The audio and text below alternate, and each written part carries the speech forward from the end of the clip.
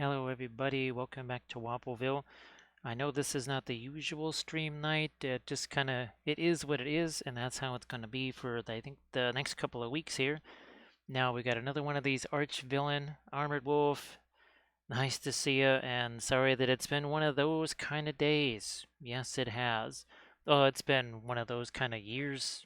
Actually, it's been one of those kind of 3 years or so, hasn't it? Now, these guys right here again are from Archville, and there's actually a third one. I think there's three. Well, there's three of these, and then there's one that's kind of on a howdah. So yeah, I don't understand. Is this any better?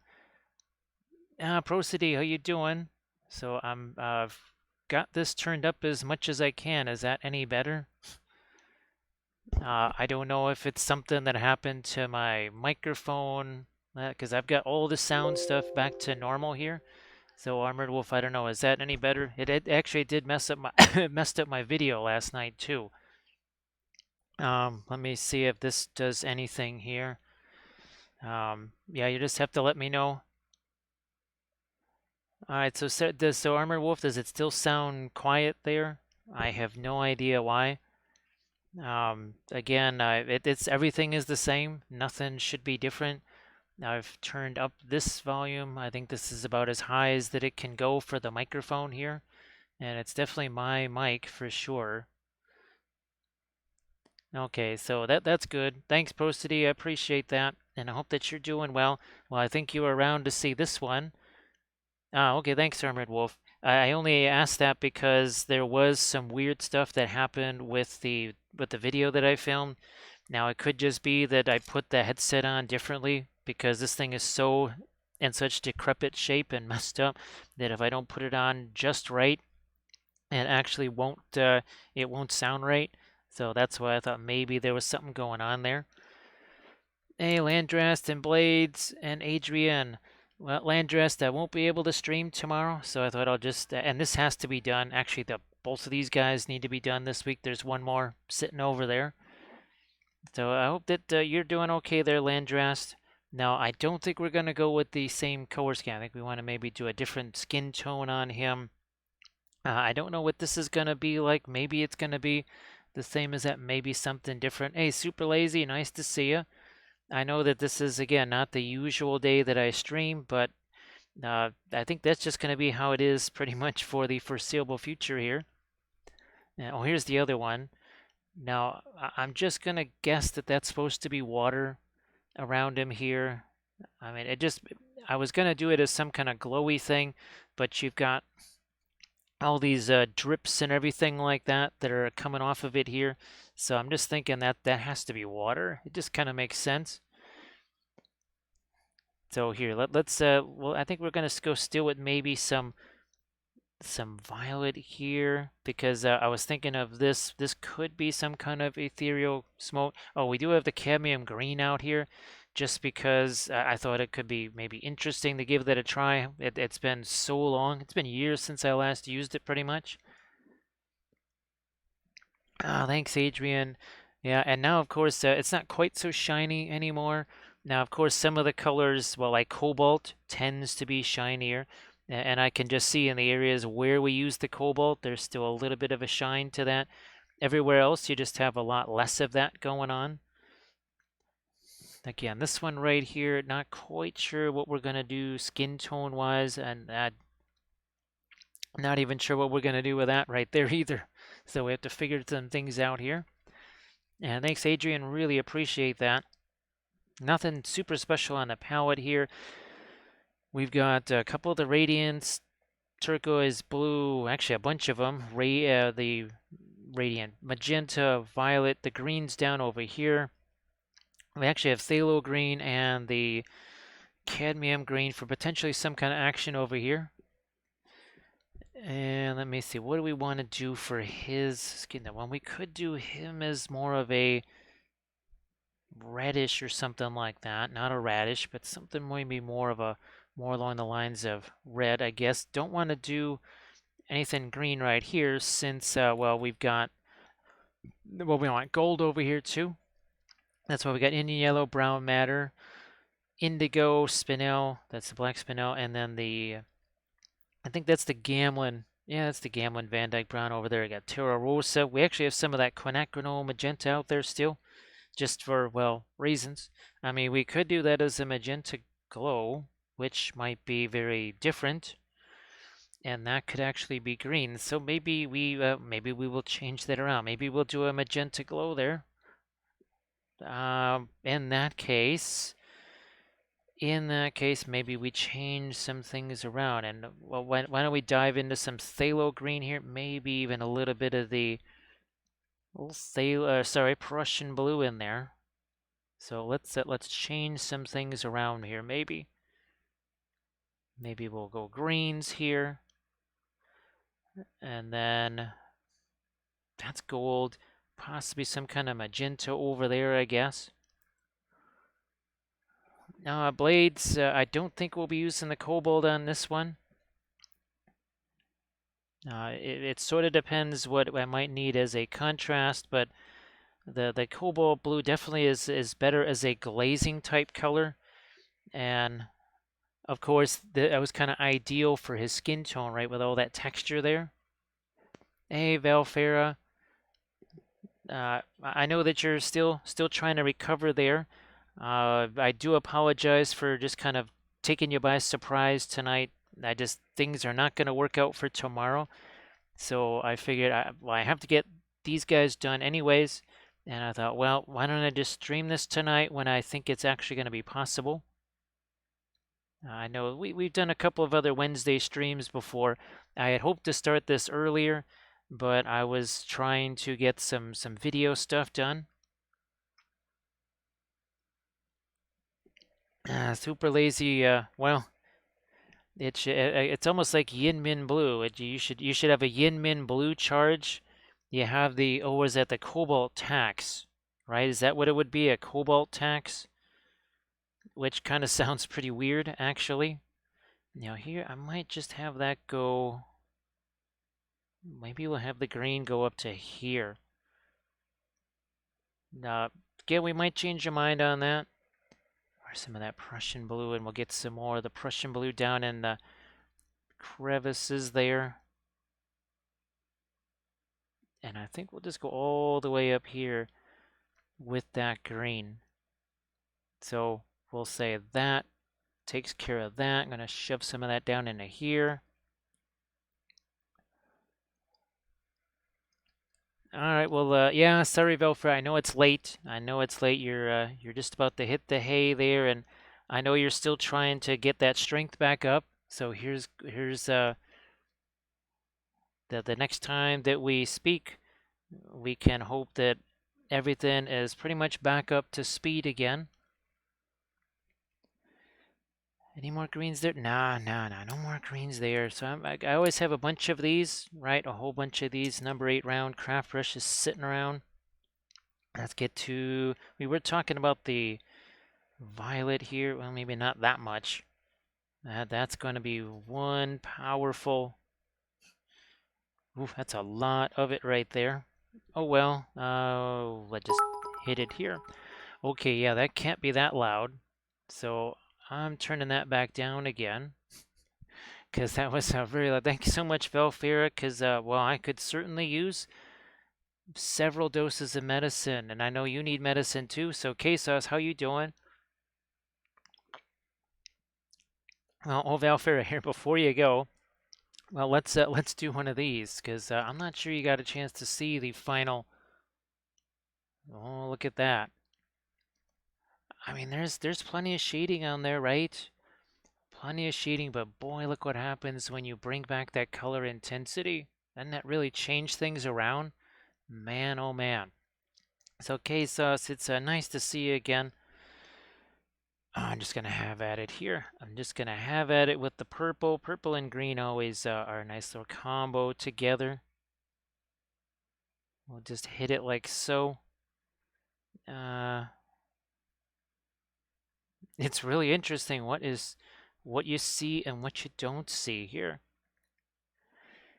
Oh gosh, you know what? I might just do purple up here too. Again, I don't care if it mixes with the green. I'm not Not super worried about that. Not even worried if it mixes with the what's gonna be our golds there, because it kind of has to. And I'm just gonna let that. This is deliciously messy. This is absolutely deliciously messy. Look at that, just going everywhere, right? It's going absolutely everywhere, just the way we like it, nice and messy, terrifying everybody. They flee in horror. They can't bear to see it. Okay, there's that. Now let's grab some sponges here. So K-Sauce getting started on that project. Well, K-Sauce, if as you're in here and you got more and more work in progress on that, images and such, if you want to keep people updated, that's cool. Oh, Landrest, were you able to place some more of your gas lands there? Because I know that you've been on that kick a lot lately. Now these are staining colors for sure. Look at that Egyptian violet that's going nowhere. I just put it on there. And boy, it's not going anywheres. So I don't think I'm going to go too bonkers with if there is going to be any object source lighting there. I think that's going to be kept to a minimum. You can see we're already starting to get not just the shading there, but again, that's something that we can work with, isn't it? What do I want to use here? I'll just use this. Indian yellow, perhaps. There's my brown matter. Mix those two together. Oh, what the heck, maybe even a little bit of the Van Dyke brown. And I'm just going to start hitting some of the golds here, just to hit some of the golds. And we'll just say this whole thing is, and then we'll get it with the ethereal green, magenta. That's what we wanted to do, ethereal magenta light, right? So Mr. Cheshire, thanks. There's the link there, and thank you so much, Armored Wolf, for posting the link. And if everybody could just, let's not forget that Armored Wolf has those fabulous grass tufts and the flower tufts and the really amazing crushed glass snow. You can only get it there. Again, Armored Wolf is just trying to get things back in shape from after Adepticon, and once those are all made and back in the Etsy shop, all you have to do is just check out Armored Wolf's Etsy page. Now, of course, you could check out Armored Wolf's Etsy page right now for fabulous dice bags and other leather creations. J-Wedge doing some Urukai. Boy, J-Wedge, I just got the new files from Kurzlook and from Diwali. Kurzlooks are, oh gosh, they are the Moria. So more Moria gobos, but the drum, which I don't have. I don't have anything with the drum. So that's the one thing that I'll probably be doing first from all the Kurzlook stuff. Gosh, what was Diwali? I don't even remember what the heck the Diwali release was. Let me. I actually. Well, Landris, do you know what the Diwali thing was here? Let me see if I can. Well, that's not actually showing me anything there. Where? Oh, yeah, over here. Need some. So it's actually. Well, let's see if that shows me anything. Get a little bit of our gold-ish color up here, I guess. Boy, it's unfortunate. I have no idea. Someone will have to tell me. Hey, Lamines, how you doing? Hopefully, that situation has kind of gotten a little bit better. Hello, little hobbit. Spark my ganja. So I'm gonna turn that down because that's just way too high. Okay, so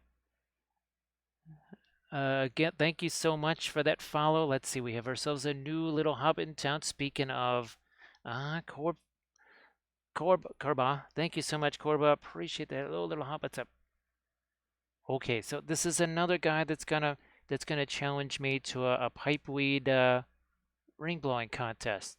It's like, yeah, except I got way better weed in here, dude. Man, check this out. That's one heck of a pipe. So thank you so much for that follow. So yeah, we've got well, and of course the printing goes ever on. This month they've got another Fell Beast, so really looking forward to the Fell Beast. So let's keep going with this.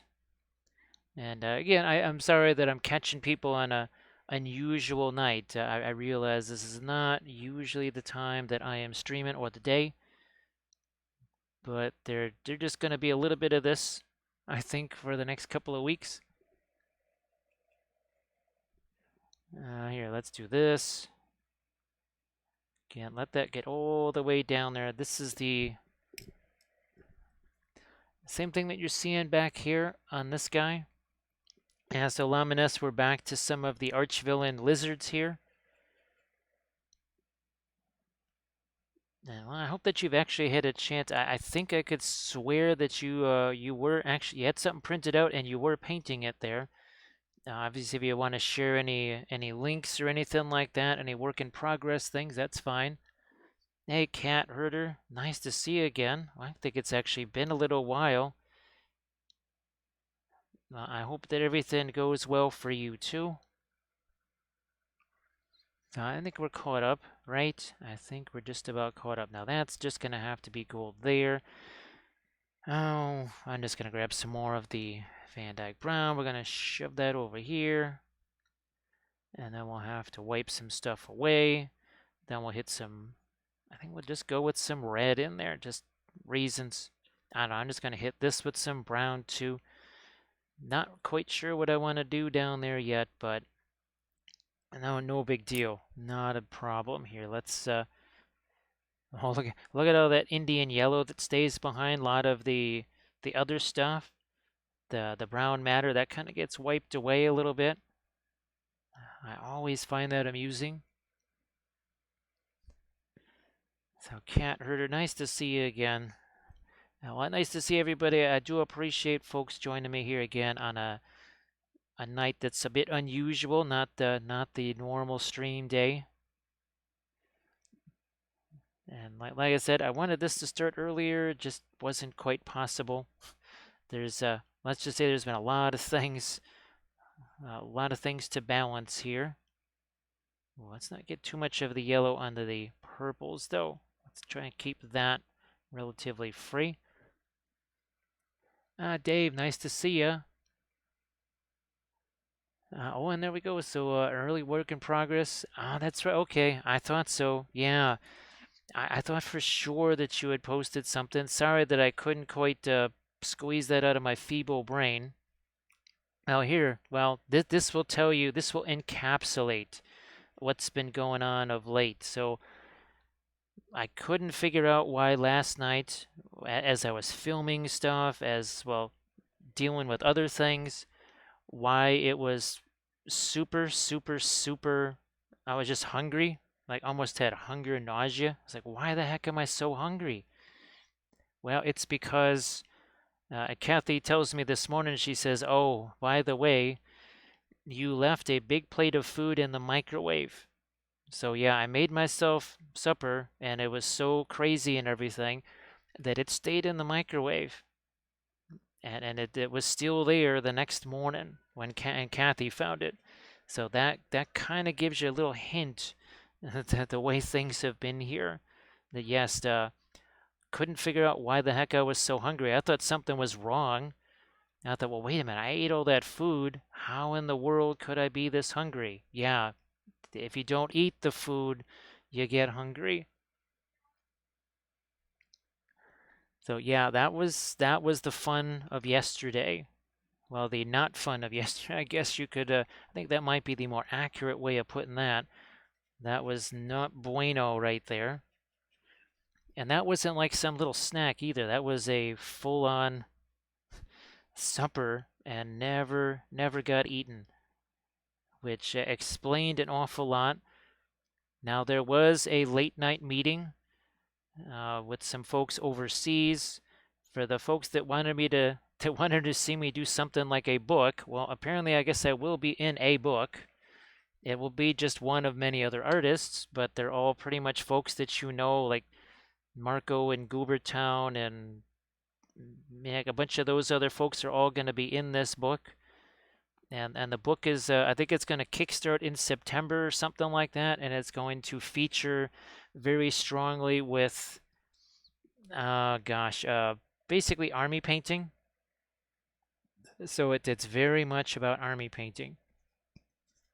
All right, I'm going to see what happens here. This is just the quinacridone magenta, and I'm not going to wipe this away because it'll all just go away. So I'm just going to leave that on there, and we'll see if I can actually mess around with that at all here. Let's get a little bit more of that out here too.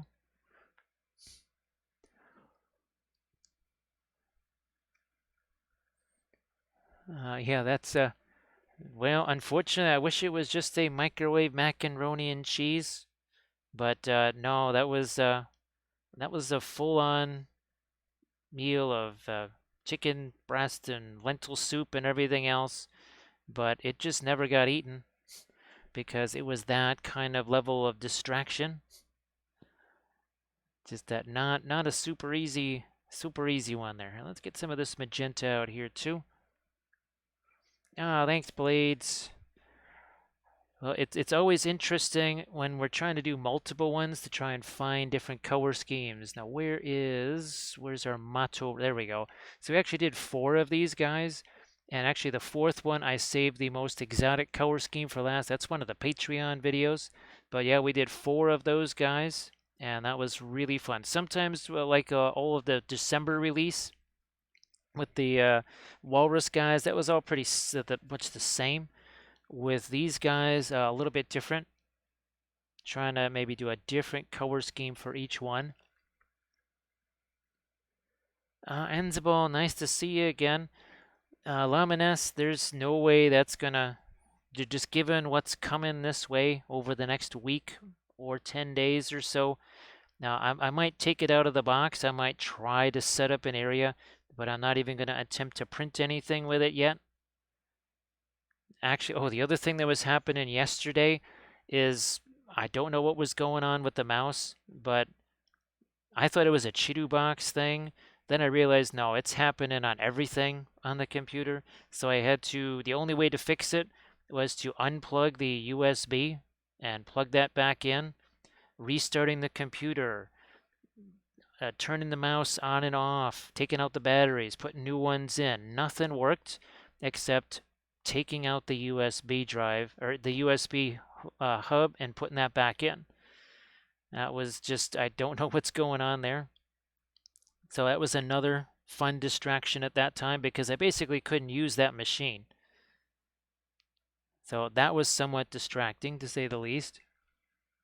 So Enzabal, nice to see you again. I know you saw, I'm pretty sure you got a chance to see the other one. So we're going to try and do some different colors here. We got the green out here. We're going to try and do a little bit of a magenta glow there and some red for his skin, right? And we actually have some cadmium green out on the palette, so I thought that maybe this would be a cooler green and a warmer green, potentially.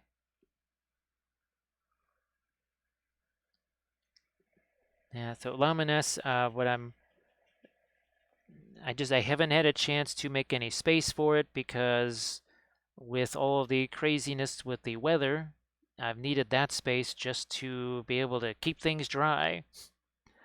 So and it has showed no signs of ending, and it's not going to end anytime soon. So there's kind of, it just is no point. And of course, now we're into the super high winds and everything.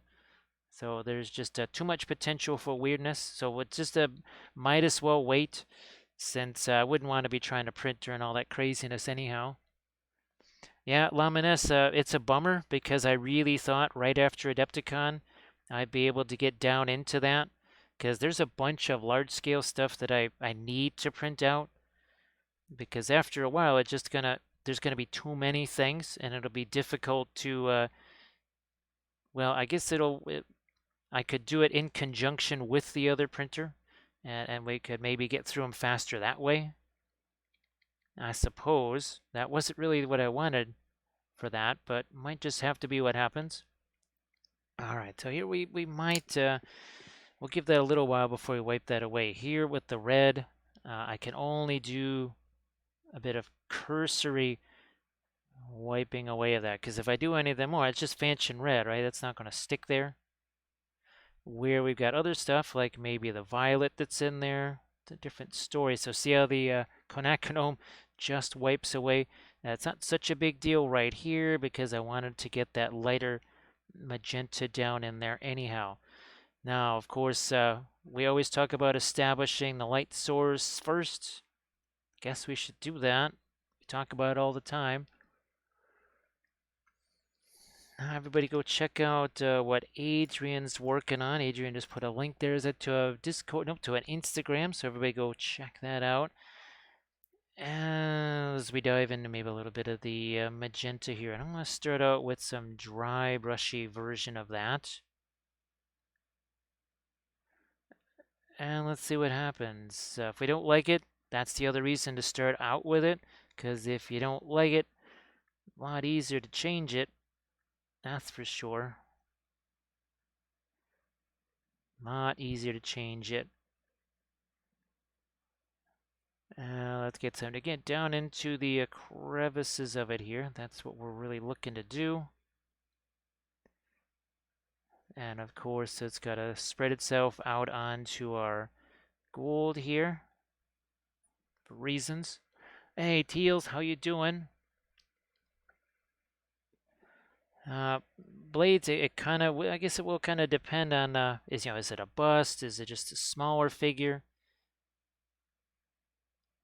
With the Now, one thing that we saw in one of Armored Wolf's the class that he had at Adepticon is you want to make sure that that lower lip actually has a little bit of a purple tone to it, or a bluish tone even. If it's too red, it's just gonna it's gonna look like the Joker. So the problem is that I think the instinct is always to make it super super super red. Now, oh boy, I'll see if I can find it in here. It could be difficult. You'll have to give me some time to see if I can actually locate that. Oh, here it is. Not as hard. So again, not super red on the lips there, and you're also going to have to make sure that you have this little turn at the edge of the mouth too. Otherwise, it's just going to look painted on instead of part of the face there. That's part of one of my tutorials on the Patreon page. So everybody please give Teals a follow. So Teals, yeah, I know this is a weird night for me to be streaming, isn't it? Now, Teals, were you going to be streaming later tonight at all? Or I guess maybe tomorrow might be a night that you're going to be streaming. So everybody please give Teals a follow. And Teals, actually, how did Adepticon work out for you?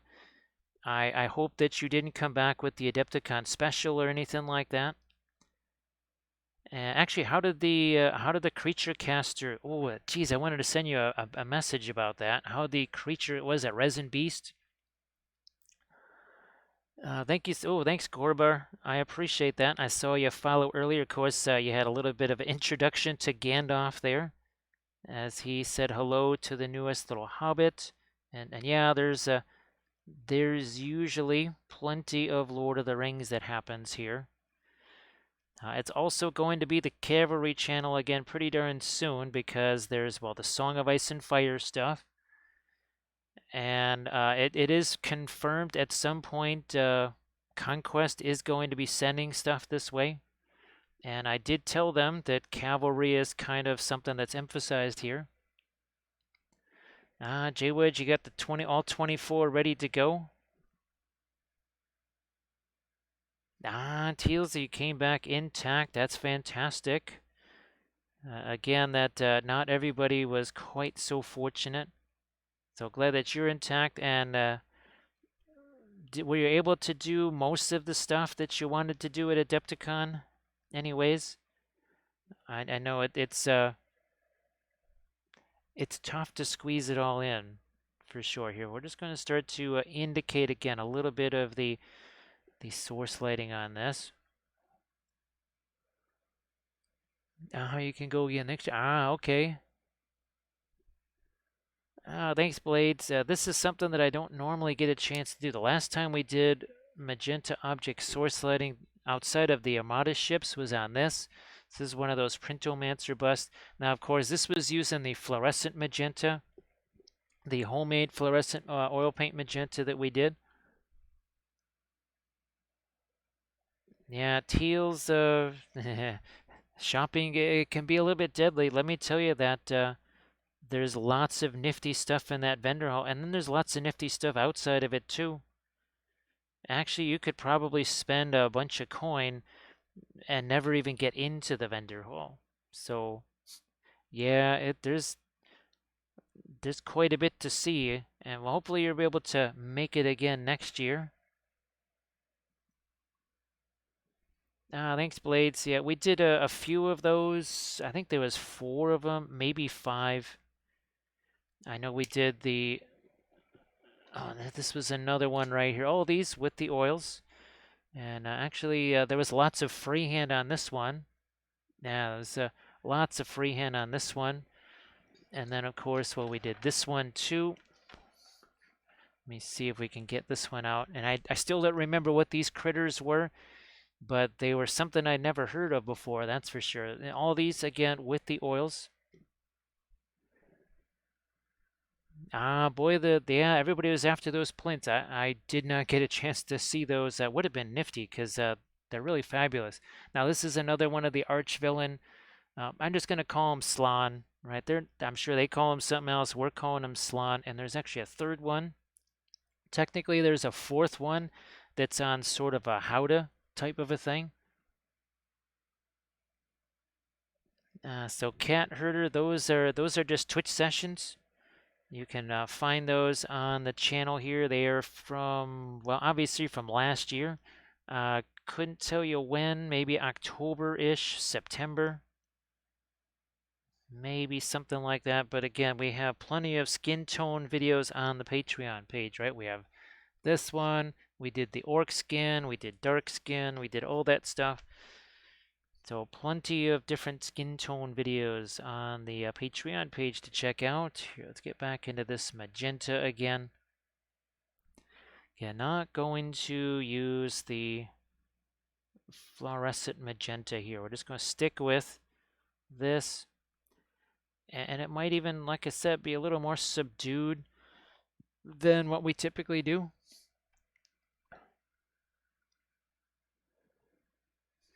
So Adrian, uh, you could also have like a paper towel.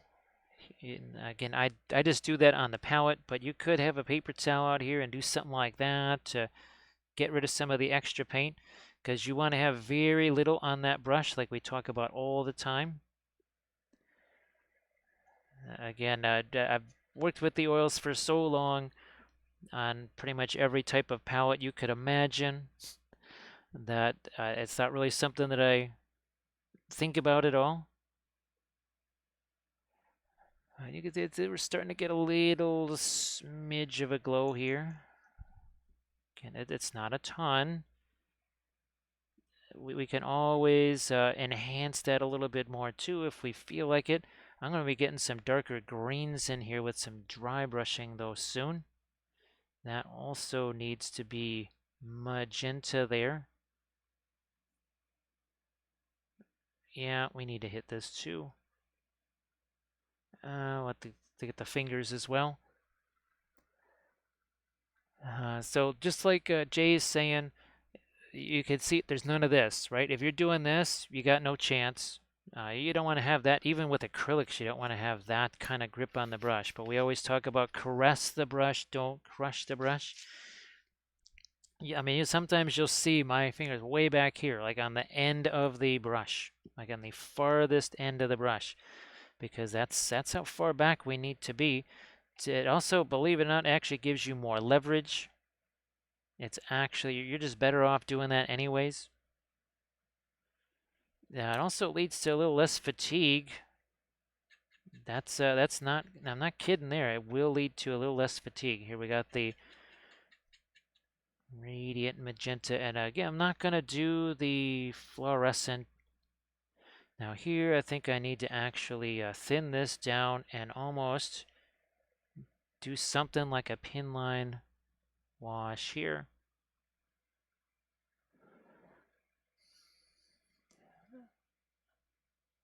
Let's see, Um, boy, actually, Enzable, I would need, it'd have to be more specific as far as the miniature. Is it something that was posted to Instagram?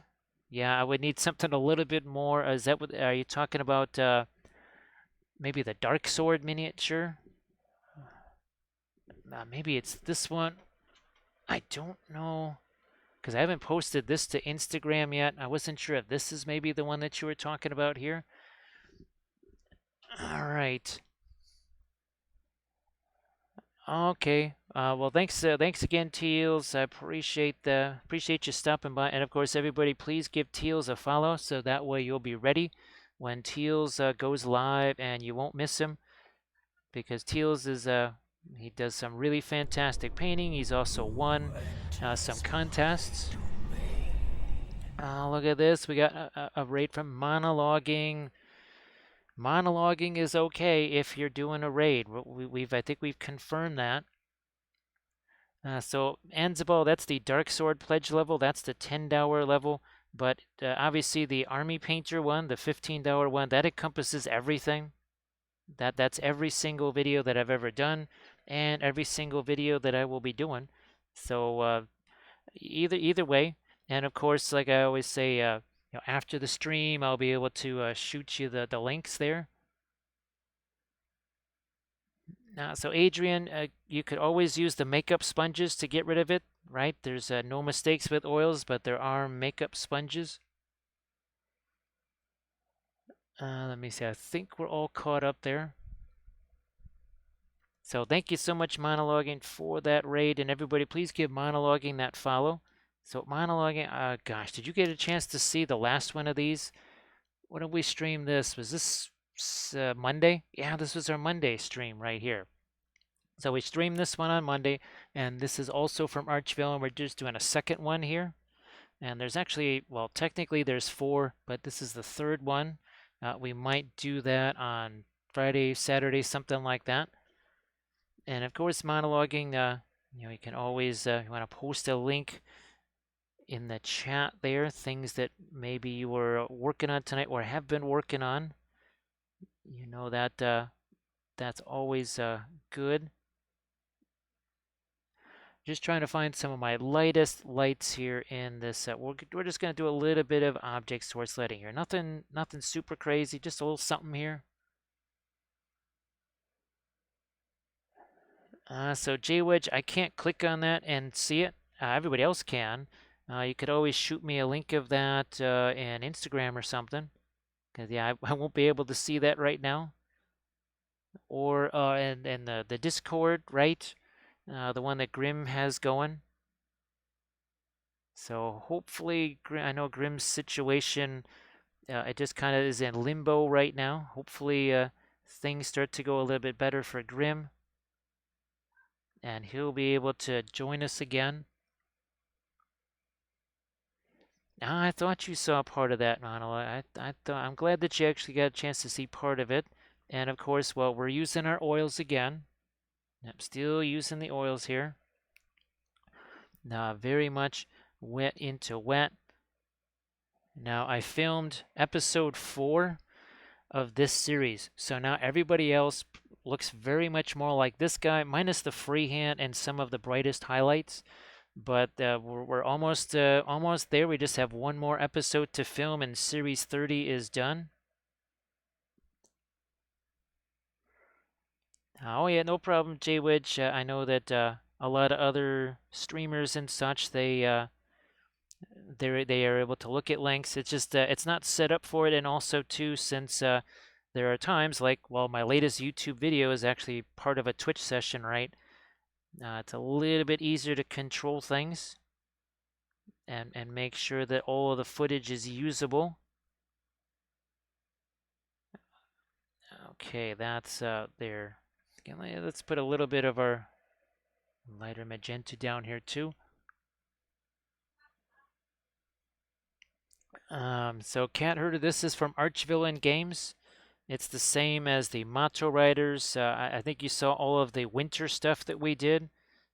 The Walrus guys, So here's some of the motto writers. We did 3 of these on stream. Boom, there they are. And I did a 4th one as for the Patreon page. And then remember all the Egyptian stuff that we did. So those are all from Archvillain. And then of course, where's our? Oh, here we go. It was also for one of our army painting series. There we go. So those were very fun.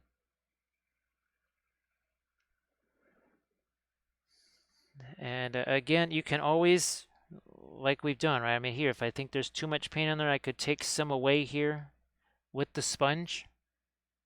See, I've just removed some paint with the sponge because if I think it's too much, again, you can always take some of that away. And I'm going to say that I want this to also be lighter down here, because I guess that's coming out the other end of the, the other end of this thing. I guess we need to hit a little bit more of our light here. Then we've got to blast some darks back in here with one of our blending brushes here. Yeah, you know what? I'm actually going to start to get some of the perline black in there too. And this, again, is very much a dry brush effect here. Maybe not that much of the perline black. It's hilarious how warm the phthalo green makes that look by comparison. All right, so by darkening this down, that light stands out a bit more. Then we were thinking about doing the cadmium green on the, well, trim elements on this. Let's get around to it here. I'm going to switch a little bit more to the phthalo green.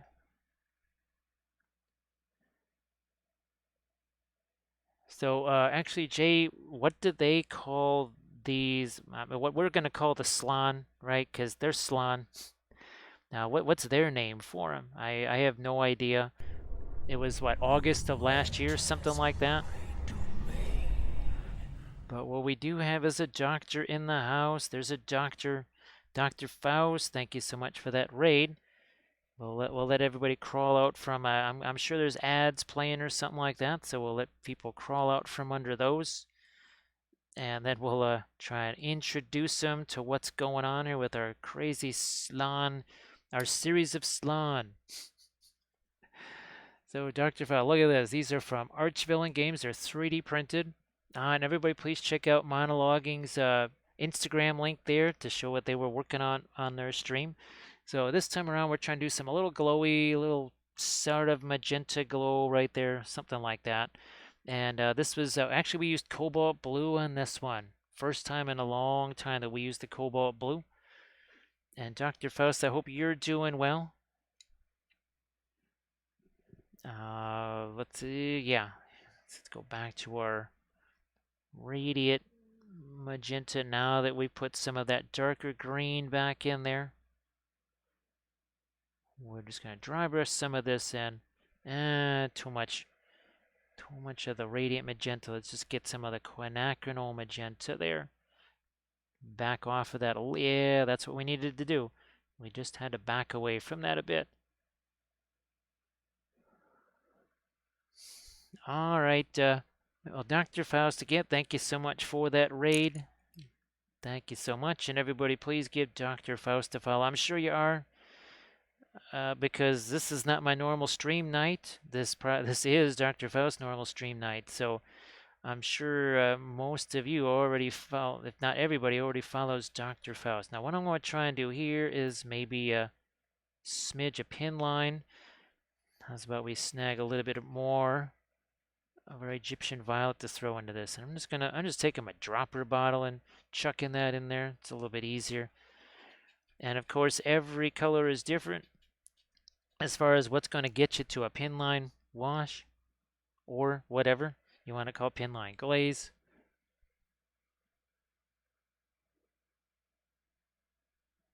So Adrian, there is no set time or anything like that. It's going to depend on several factors, what color you're using. Colors like brown matter or rose matter or anything that's based on the matter plant, well, those colors set really quickly. Uh, your opaques, those are just naturally going to take longer to set.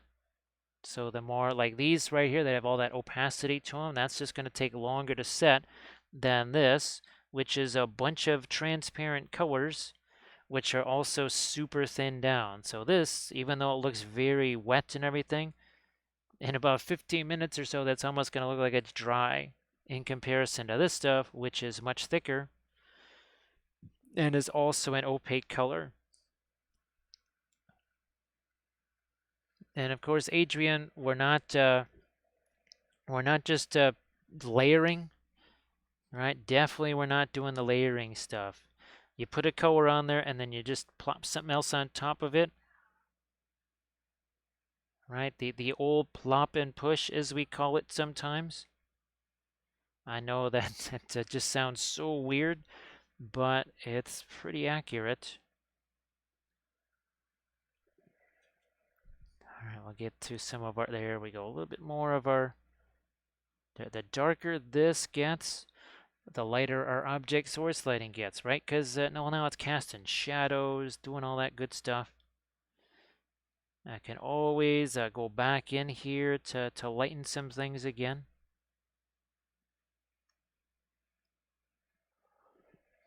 Again, more of that, what is tantamount to a pin line. Wash here, let's do some more of that over here. Now I'm gonna get some of the Van Dyke brown, possibly even some of the Perline black. That's the super dark green. I think we'll start out with the Van Dyke brown up here. Again, all of this stuff, it looks super wet right now. It is not going to stay that way. I'm actually going to throw a little this. Now we're getting some of that Perline black in there. And you can see how it seeps into all those little crevices all by itself. Don't really have to brush that in there. It just kind of does it all on its own. I'll do some more here. Again, the darker this gets, we'll be able to go lighter on our red skin tone. And I guess it kind of depends just how light do we want to go on that red skin tone. I don't know yet. Yet to be determined. We'll figure that out at some point.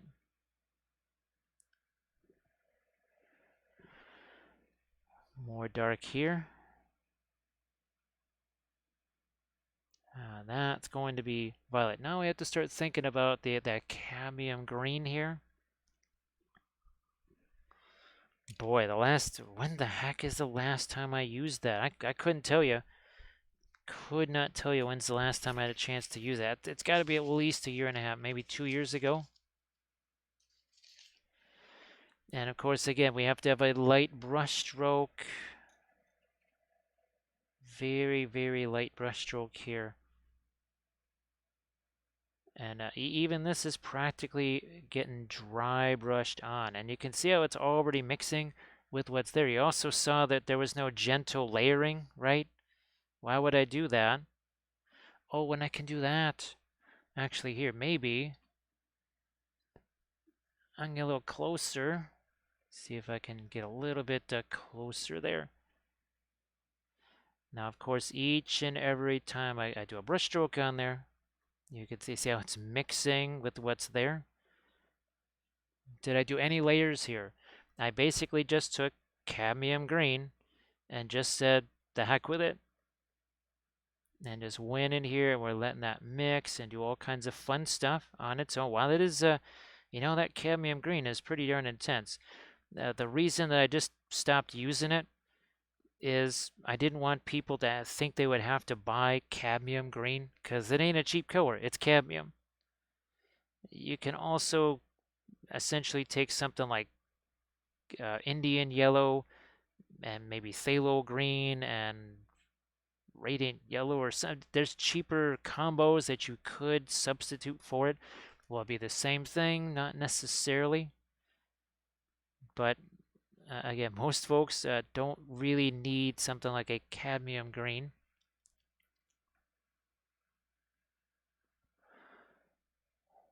And of course, Adrian, we talk about it all the time. The palette is nothing more than just a color storage device. The miniature is your palette. You can see all the mixing that's happening here, right? I'm going to move this down a couple of spots. There we go. That makes it easier. So like Green Fairy was saying there, you also have the context of things, right? That's why I don't do the dark primers or the super light primers. That's why everything is relatively neutral as far as the primers go. This is basically just the olive green with a little bit of the light skin or sand color or neutral sand, whatever the heck he calls it. I never really know exactly what he's doing with his colors or his names of colors anyway. So again, you can see all I'm doing here is just shoving some of this cadmium green into here. All right, I'm going to do that into here too. See, have I mixed anything on the palette? Nope. All I did was just grab the cadmium green and then I hauled it over here. That's it. That's all that I did.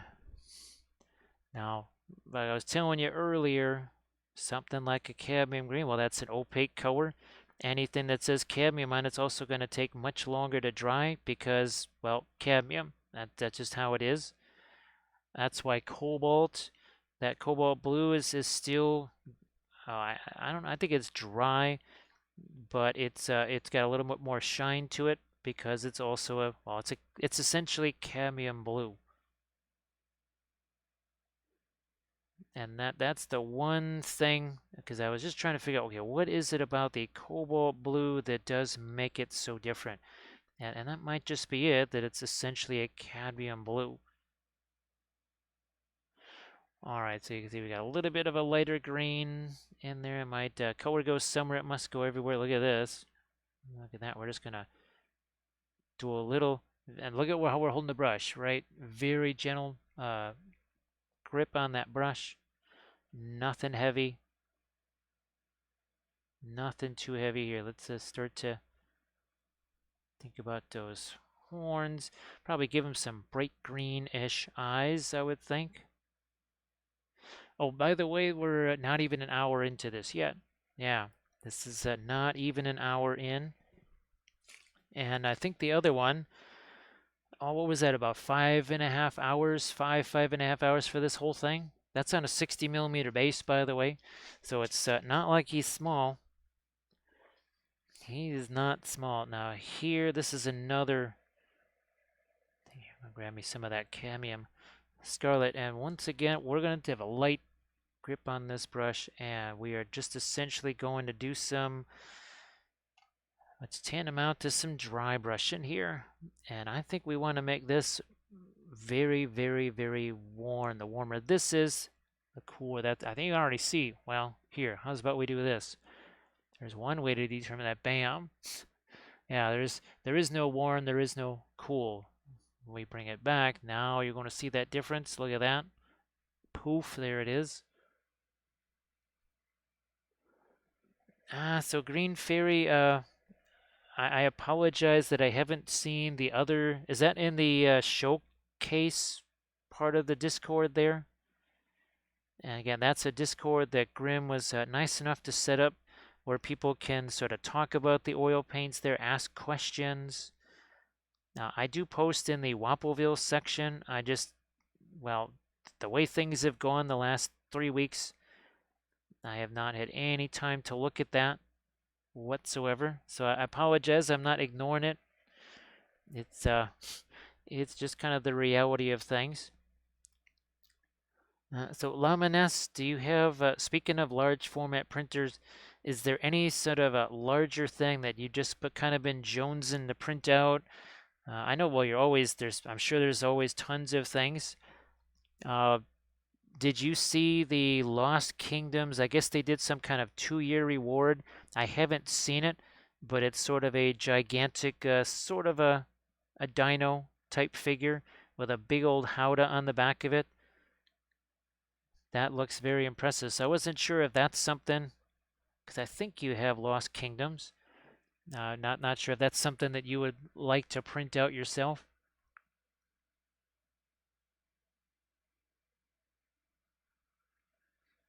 So yeah, now the army painter stuff.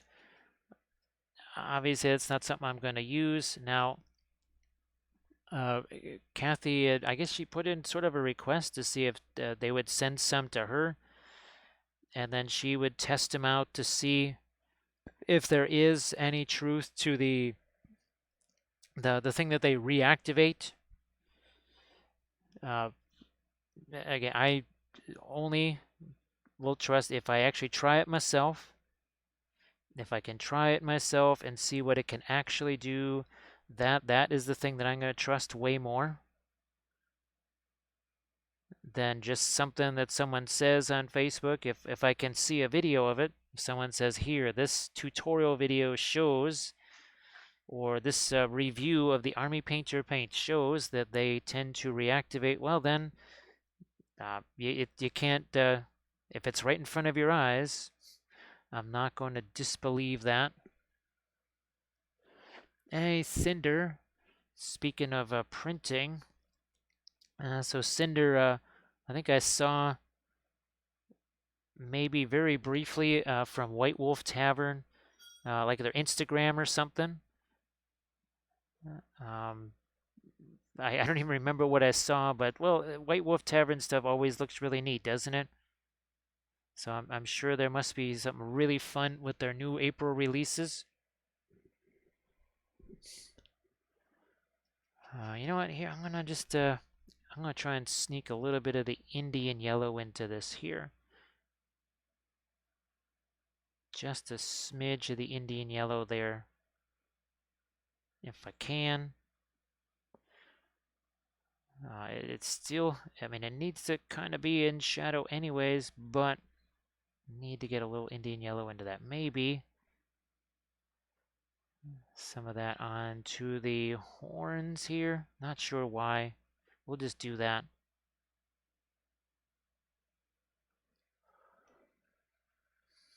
Oh, so Painterly Git used them.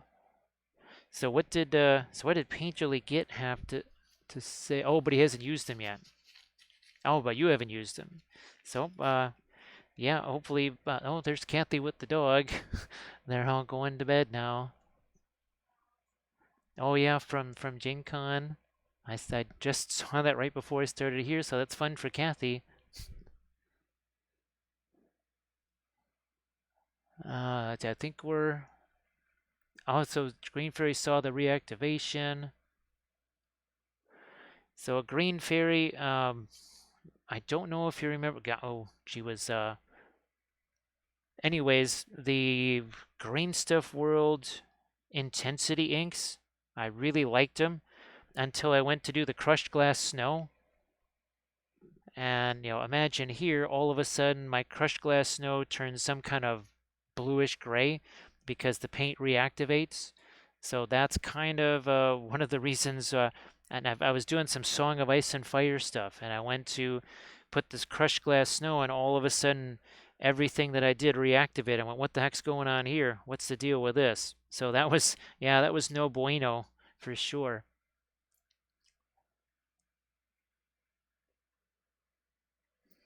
So that's why anything that reactivates for me, that's going to be kind of a no-go. As a watercolorist, that makes me sad because, well, I used to do that. I mean, that's basically watercolors right there, right? This stuff reactivates. That's kind of the nature of watercolors. But speaking of water, let's say you want to do water effects. That's not going to work so well. If I want to do, if I want to use my sand and gravel glue or anything like that to do foliage, so anything that, well, there's this, right? You want to put your anti-shine on there. Kathy found that out with, what was that, the P3 inks or whatever? Yeah, that also didn't go so well because I think it was something that was very much purple. And let's just say it was purple forever. because she put the Army Painter anti-shine, and that just reactivated all that stuff.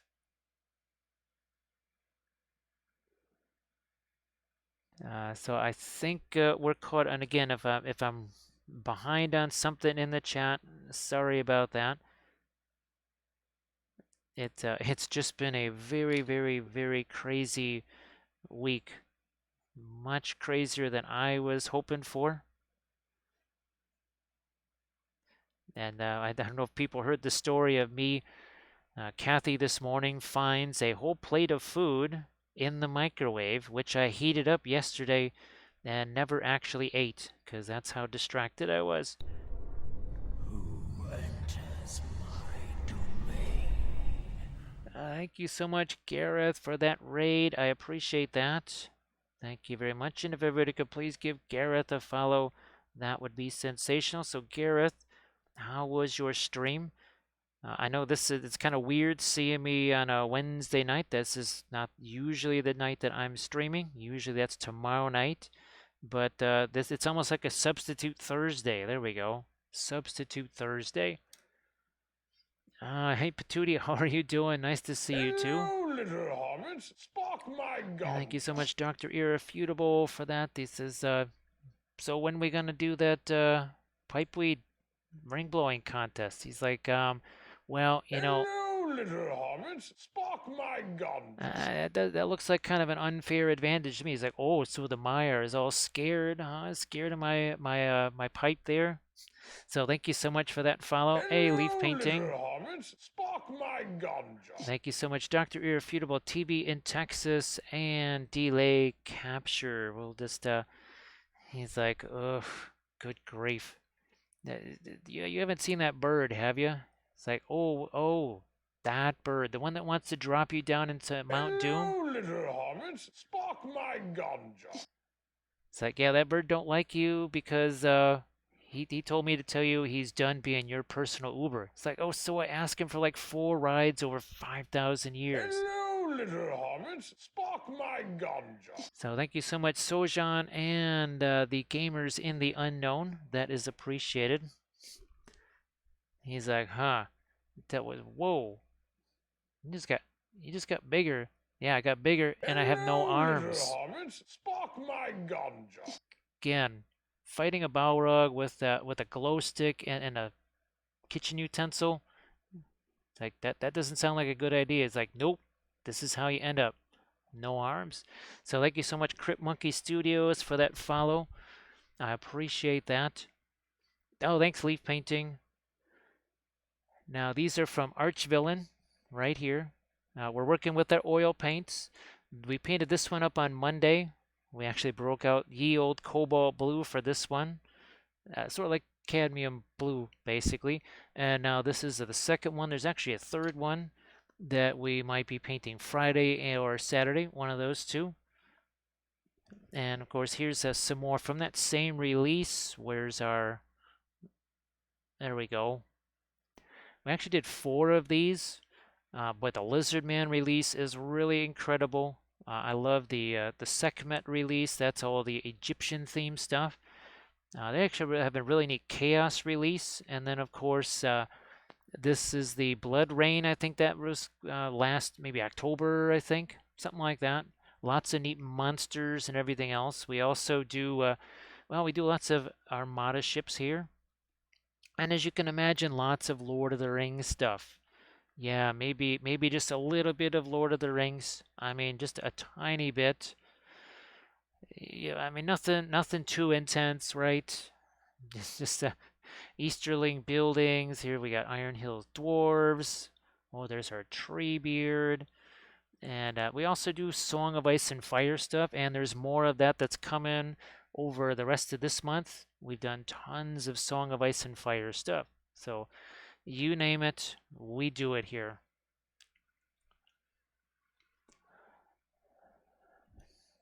And of course, here is, we did a whole squad of these. This was the first one that we did a little over 3 weeks ago, starting to get closer to 4 weeks ago. And then we did all of the rest of the unit on stream. Now, this was a series of tutorial videos that I did for my Patreon page. We also, well, here's some more glowy stuff. So this is also a 3D printed bust. Now this is actually using some homemade magenta fluorescent paint. The stuff we're using here is not actually a fluorescent magenta.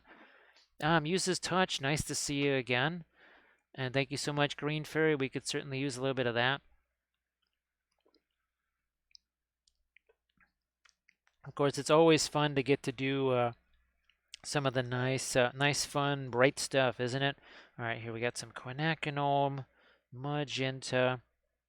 I'm actually going to get a little bit of the Egyptian violet into there. And we're going to change this around. Now, this is another case where we didn't want to be hasty, little hobbitses, right?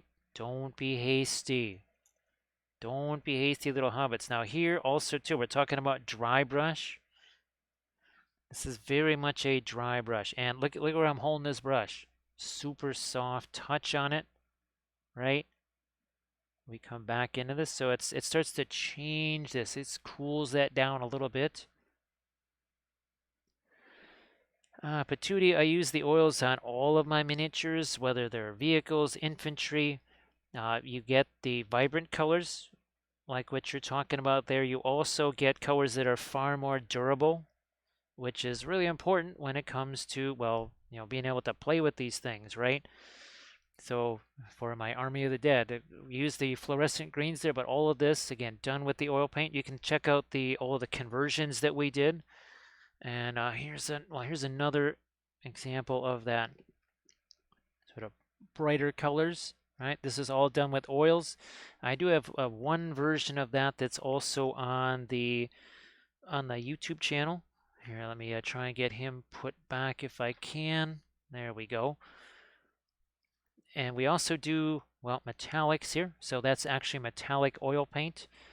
Basically stuff that we mixed ourselves. Basically taking metallic powders, mixing it with linseed oil, poof. You got yourself some metallics right there. And we don't have anything like that, Patootie. So yeah, no, there is a Discord. Actually, the person that started that up, he's not in the stream right now. I think it's called the Painters Guild.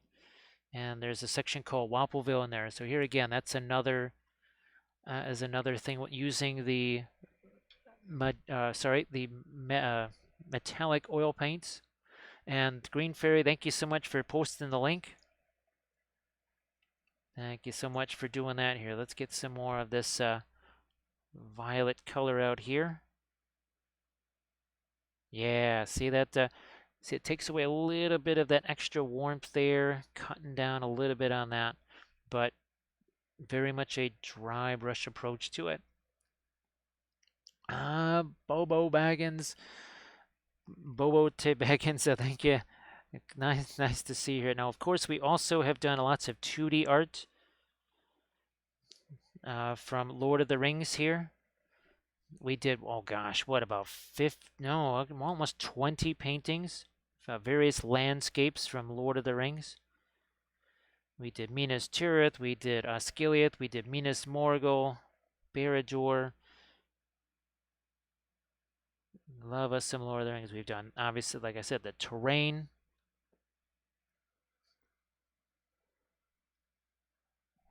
And of course, you can check out my Instagram right there. So it's just James Wappel, or Wappelius on Instagram, James Wappel on YouTube. I've got tons of videos there. And also, there's the Patreon page. That's James Wappel Patreon.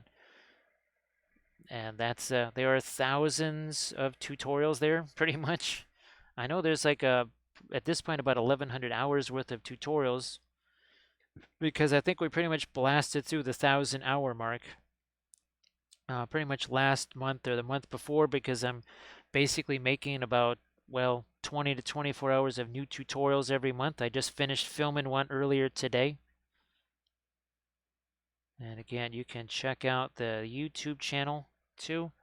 And there's a link for the YouTube channel. Here, let's get a little bit of the magenta hitting this here. Maybe some more there are. But back to the quinacridone. And we'll see we're kind of using that to tone things down, also to mix it back up again. And of course, these are all start to finish oils. It's not, there was no acrylic or anything like that first. There was just a primer. It was this 1 hour and 10 minutes ago. This looked like this. It was just some primer. That's it.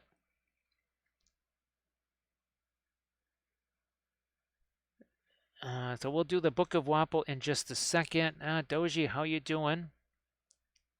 So Dave, oh god, let me scroll back to that. Let me see if I can find that. It's around here somewhere. The contest stuff, that's not really my vibe. That's really don't have a lot of interest in it. So that's from Golden Demons there. Actually, the art contest things, I'm just as happy about those. Really enjoyed doing the art contest stuff. And then these, well, actually, that's the thing that I'm most happy about. Babo's trophy right there. That's the Armies on Parade trophy. And then there's a whole bunch of best painted armies up in the left-hand corner. A ton there. We've got the Bilbo's Bash. We've got actually the same folks ran it, Operation Sting in 2018. And then in the left-hand corner, tons of crystal brushes and rogue demons and that sort of thing. So yeah, there was, and I think the most recent thing, well, there was the contest that we did. Speaking of Lord of the Rings, here, let me get back to my scene. Let me see if I can find my Imri. Here we go. So I think this was the third place thing. And this was a Imri Hill conversion because I needed something a little bit more playable than the old metal guy. Hey, Megan. I know that today hasn't been a fantastic day for you. And thank you so much, Crocodile, for that raid. So Muse's Touch, there was a couple of what are these things here? I don't know what this is even called. There was a couple of these. Unfortunately, we learned a hard lesson that when it comes to especially 40K, if it's not the GW lore or canon or something like that, you can enter anything you want, but this basically, once it gets entered, it gets, well, cast aside. So yeah, you can't do something like this because they have no interest in that, which is unfortunate. So Crocodile, everybody please give Crocodile a follow. Sorry I didn't get to that. Hey, Huckman. And we'll get to that Book of Wappel thing in a little bit. There's just obviously a lot of stuff going on right now. So sorry, Crocodile. Again, this unfortunately, they saw this and they said, well, not GW, so that's a no-go. Just for future reference for yourselves, if you're thinking about doing a Golden Demon entry, essentially at this point, it has to look like heavy metal stuff, and it has to all just be GW imagery. So even these, let me see, yeah. So even these would have gotten bounced because there's the Celtic iconography on a lot of the sisters here. So yeah, they wouldn't like that either, sadly. All right, well, thanks again, Crocodile, for that raid. We're just an hour in here.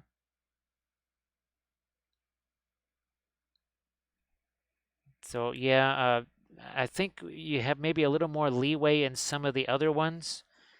But when it comes to 40K, I mean, basically just if it's a Dark Angel, make it a Dark Angel. You don't want to have anything that's not just standard GW Dark Angel imagery. Well, I mean, you can. You've got no chance to win anything. I just wish that unwritten rule was a written rule, but that's not that they'll never say that. But just again, a word to the wise. That's kind of how it works. Hey, Xanthades, how you doing? So again, sorry that it was in the middle of doing something else there. Again, we'll get to the Book of Wappel in just a bit. There's just too much activity going on right at this moment. Yeah, I'm just trying to get rid of some of that warmer stuff there. So we're starting to cool this down a little bit.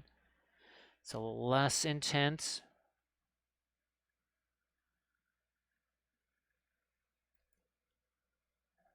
Yeah, that's and on Sam's channel. Well, I don't think he really saves highlights. I'm kind of the only person that does that. It would be nice to see that where in that conversation there about it.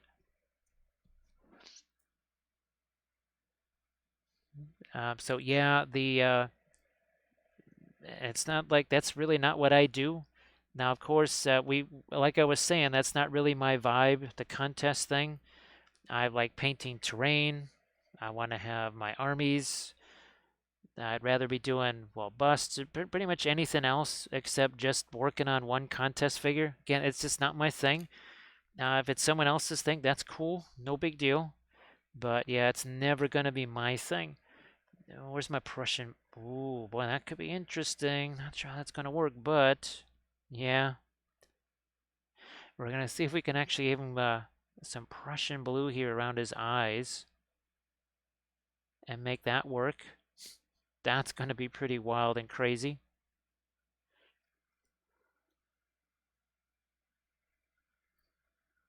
Okay, Crocodile. We'll see you in a bit there. Now, again, with the... Well, I don't know what chapter it is. I think it's back this way here. It might be like chapter 33 or something like that. Oh, we'll get there. Well, we talk about dry brushing all the time. I think this might be it. Well, this also too, right? People, they're used to working really hard, really, really hard with the acrylics. You don't have to work so hard. And that's the one I'm looking for. So chapter 29, this one, caress the brush, don't crush it. Don't crush it. And also too, we can get to maybe some more recent ones here. I want the one about the contrast. Right, so this, color intensity and temperature contrast. What are we talking about there? Well, let's get back to this and let's do a little bit of film noir to emphasize what we're talking about here. Let me find my scene again.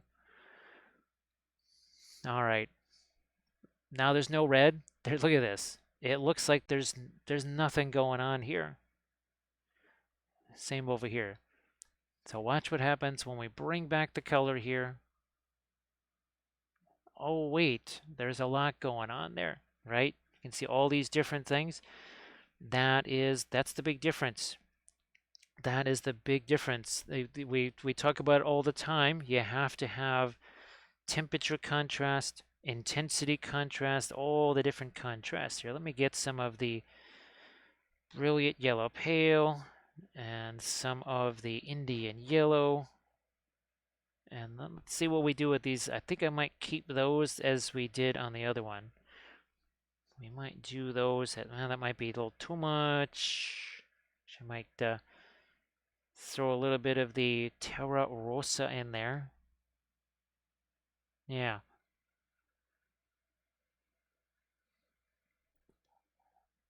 So yeah, Muses, it was disappointing. It was if they had said, sorry, you can't put those in, that I actually could have understood more. But that whole sort of, well, you can put in and yeah, that's great. Then, well, okay, bye-bye. That's not so cool. It's just say it up front. Don't play little games. That's why. Well, if you want to know why I'm not into contests, that's why. Because pretty much most contests, there's some kind of a unusual thing that happens like that. And why would I spend my time on that when I could spend my time while having fun things like this, right? Entire army of Moria dwarves or Khazad-dûm dwarves, right? To me, that's way more fun than even just, well, one miniature, because it's kind of hard to play those games with one miniature, isn't it? A little more difficult. Yeah, like, just gonna keep going, putting some of the yellow on it. We're probably gonna be hitting this with some of the purple that we're throwing on next, but I just need to have a little reference there to look at. Oh, there is none over here. Wow, okay. All right then. I do want to have some gold over here. Yeah. So I guess that's the only place where we have those. All right, good to know.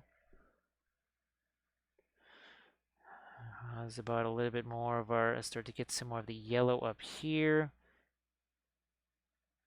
Oh, that's right, cadmium, some cadmium green on the eye. That's what I was thinking about doing. That could be very fun too.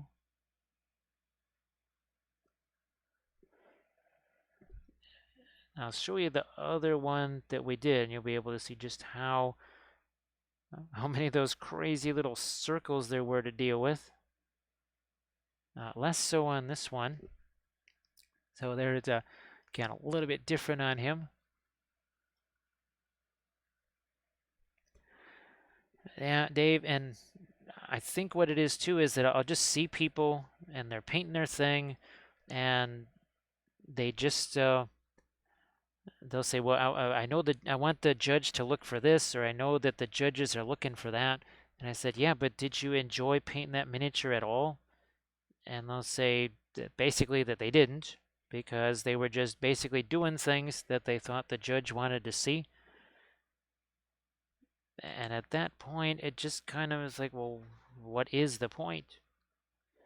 And again, if the contest things, if that's your seat, that's fine. Uh, but that if you're wondering why I just am not that into it, well, that's the reason why, or one of the reasons. Because I just would rather uh, discover things and not have to worry about, oh my gosh. Inzabal, I'm glad that you're just kind of doing what makes you happy. It was a podcast that I was on, and these guys spent hours. It was 3 hours long, or it was insane, and it was all about contests, all about painting contests, and it was about how. And this is kind of in regards to what used to be the contest at Adepticon, and they said, well, you can only paint Space Wolf Space Marines because that color photographs really well, and you can do snow and snow and ice bases do better than other bases. And they had a whole criteria of colors and basing and poses and that you needed to do to be able to win. And I thought, well, I mean that's great. That's not really something that catches my attention.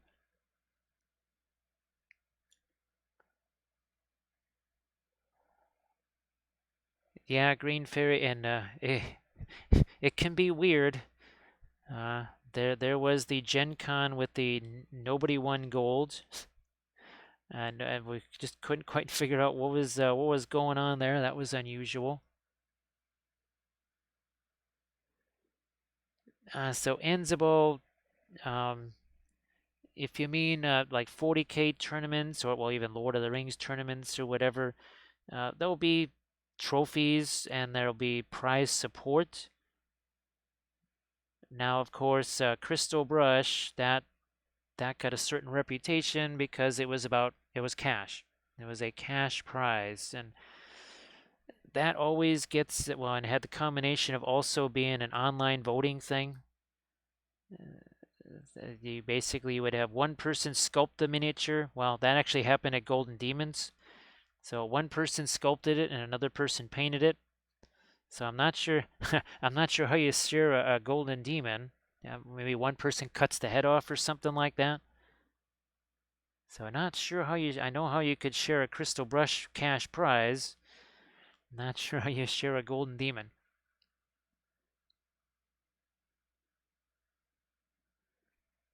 Now, when we did the army painting judging at Adepticon, we had a whole checklist, and things like conversion, freehand, basing, all of that was part of. You had a set amount of points. What did they do something with the movement trays? Anything that was extra, that all got extra little extra points. And again, it's whatever kind of drives people, whatever makes them happy. That's all good. I can understand, because some folks, they maybe they feel like it pushes them, motivates them. That I mean, as long as it has you painting, I mean that's not a bad thing as long as you're painting. So Green Fairy Crystal Brush went away after it was the last Adepticon. Before this was the last Crystal Brush, because, well, Cool Mini was pulling away from all events. So yeah, let's see if we can't do something like the green for the eye. And that's we're actually using the cadmium green, just like Cobalt Blue was the first time out in a long time. Now this cadmium green, it's certainly the first time this has been out on the palette in years. Uh, yeah, not too many things that we did with the Cobalt Blue. This was one of them here, right? In addition to Mr. Giggles. So we did this. That's from Monster Mini Mayhem. And I do have other ice things or from that same month, or release, I guess I should call it. I guess we'll still just try and work some of our lighter green in here. Now we've also thinned this down, because what do we always say? The thin paint sticks over the thicker paint. We still have to get some of our phthalo green in here as well, I believe. Doshi, we were talking about it, right, in the last stream, and it was just you and I talking about it, and I said, well, Cobalt Blue was something that hadn't been around in a while.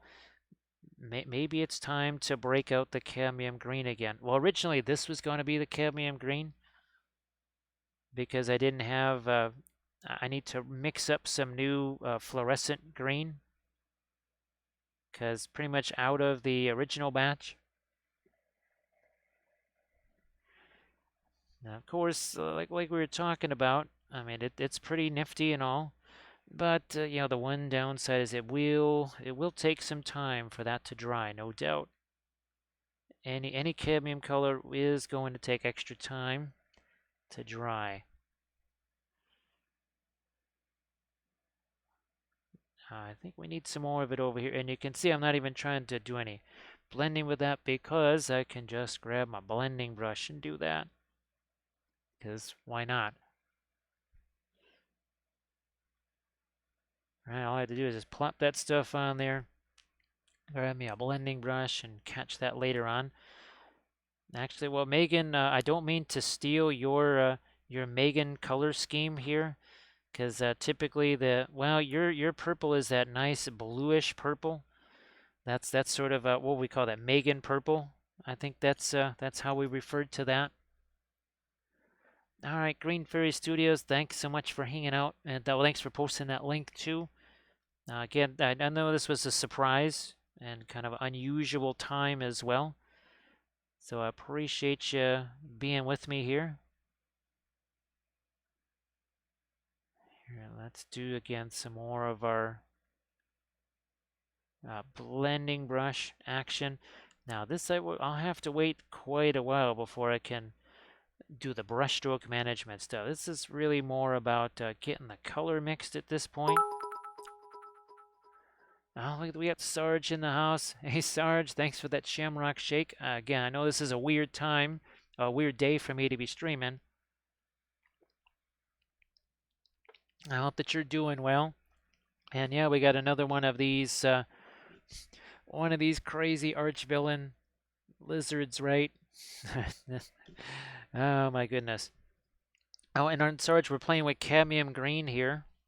It has been so long since I used this. I thought, well, let's bring it out and see what happens with it. So Sarge, I hope that things are going okay down there.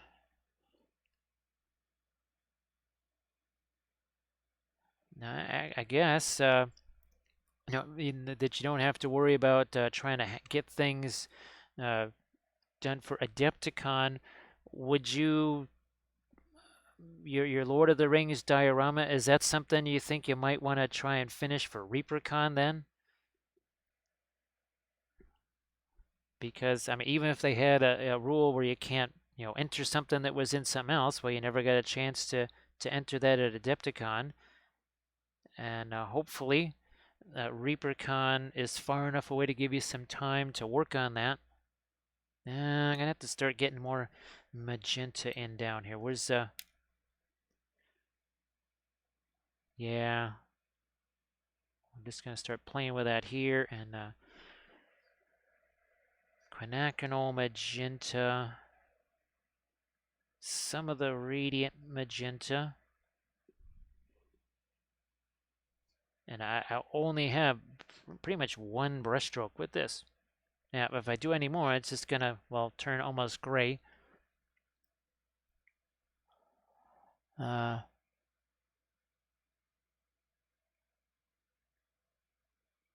oh, actually, sorry, Doji, I didn't see that. Um, actually, I saw your thing about cadmium green.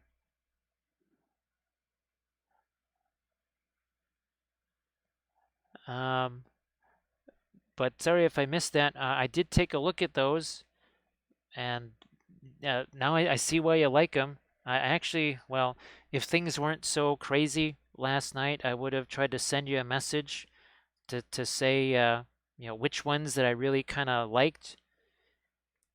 But I'll try and do that maybe later tonight. Is just kind of tell you it's like, oh man, as much as I like all of them, boy, I really like this one and this one and this one. So I'll try and do that later. Actually, Doji, you didn't hear the story. So things were so crazy yesterday that let's just say that Kathy this morning found an entire dinner in the microwave. Not like a microwave dinner, but like regular food that was microwaved. That was still sitting in the microwave this morning from yesterday. So pretty much 12 hours. And yeah, I actually forgot to eat it. And I couldn't figure out why, amongst all the other things that were going on last night, why I was starving. Because I thought, wait a minute, I had all this food today.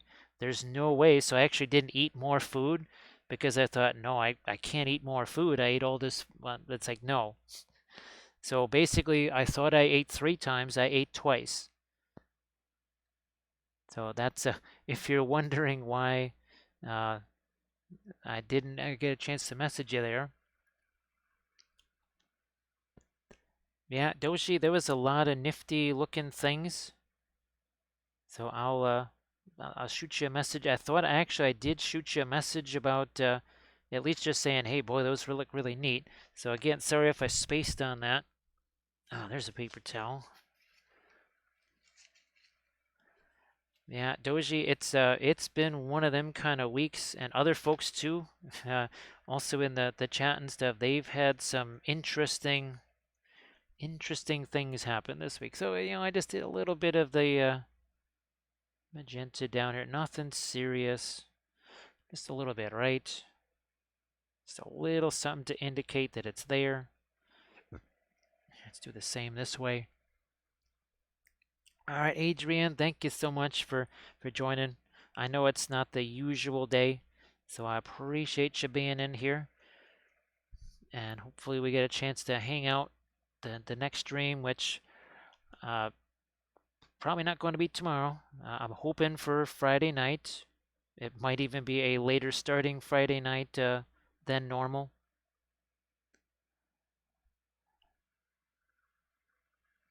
Hi, Meebe. Nice to see you again, too. Well, Sarge, let me see. September. So you're looking, was that the 10th month, right? No, that's the 9th. So you'd still be giving you about 5 months. Yeah, like you say, you don't wanna rush it. No reason to rush that.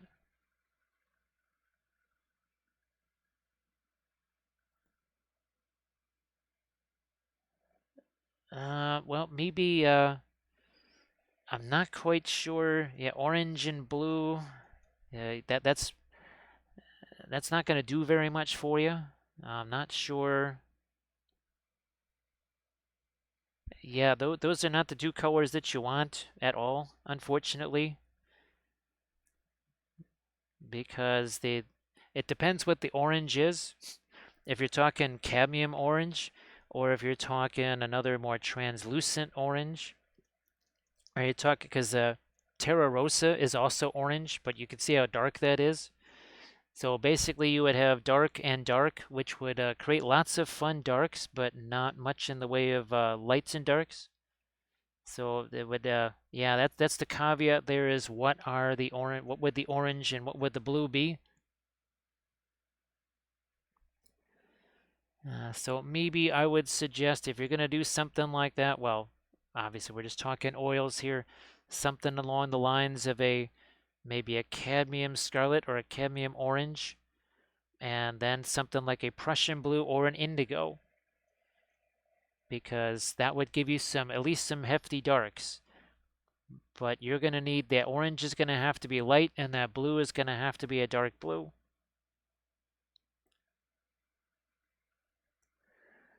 Yeah, Sarge, I know that you were just not super happy with the state of play uh, at Adepticon there. You were not, you weren't real thrilled with how that played out as far as your painting goes.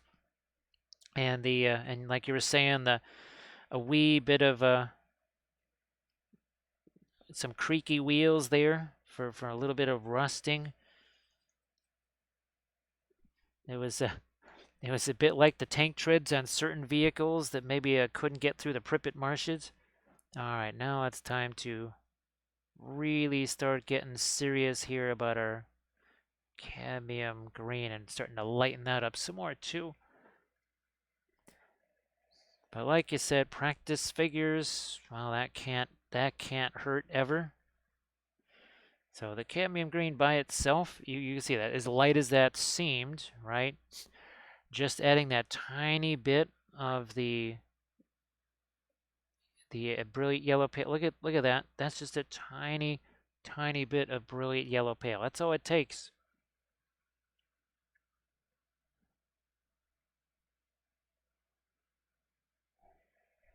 So all I can say is that orange, you'll want it to be as opaque as possible and as light as possible, because otherwise it could be difficult. And I would say for your blue, something like Prussian blue or indigo. All right, so we threw that down. So we got our blending brush sitting over here. We'll take this now. We're going to expand that. So you can see, right? There's no layers. Hashtag no layers. There is a blending brush though.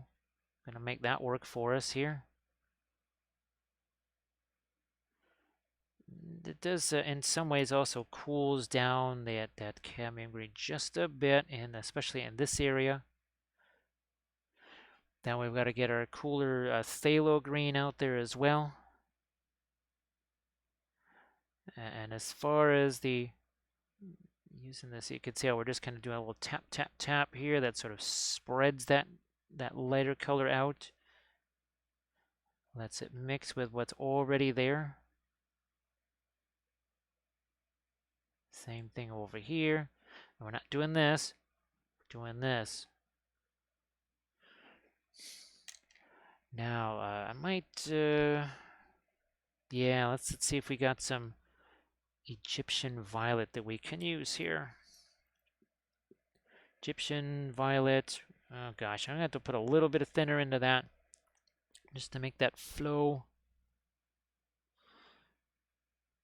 Because I would just rather make these darker than have to make things lighter. So yeah, that works. That works out okay. Again, darker that is, the more shadows we're going to get. And I'm just going to hit these crazy things here. That same Egyptian violet for right now. I know we're going to want some more deep darks in there. Same over here. And you can see it's just Boom, right? One brush stroke, be done with it. That's it.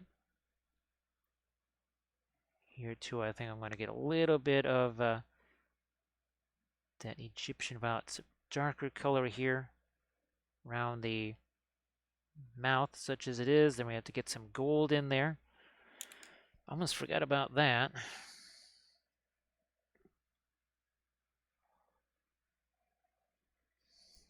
Well, now, Sarge, like we were just talking about before you got in here, if that's something that you're looking to do as a Golden Demon thing, you'll want to paint that up as a Black Templar, as we found out. Yeah, the conversions, not things that aren't canon, that is not welcome in the Golden Demons. So if that's not what you're looking to do, then it doesn't matter. Then you can paint him up however you want. I could swear that I painted up an Emperor's Champion actually as like a Chaos Marine. Yeah, of all things. That was a commission thing that I had to do. Yeah, Storage. Well, let's see now. Does he have it? Well, we could put a shield, right? We could make a shield for him because I know he's got the sword over his head, right? I don't know what else he's got. Well, I know the old Emperor's Champion. I painted the old one in metal at least 2, maybe 3 times.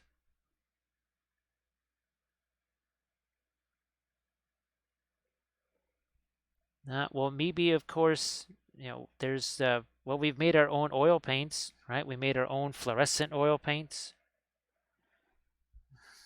So you could take colors, mix them up, right? And then put them in one of these.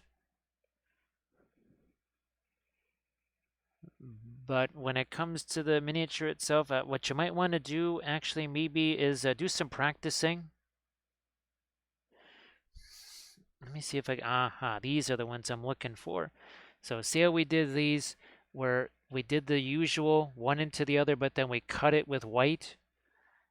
I would say if you want to do that with your orange, is mix it up and then cut it with white, just because that way you can see, do you have more of one or more of the other. It's not something like you're not going to be using white on the miniature, but when you cut it with white, it gives you a little bit of a preview as to what you've got going with that color. So that's something I would suggest. Again, it's not essential, but it could be handy. And maybe you'll have to let me know how that goes.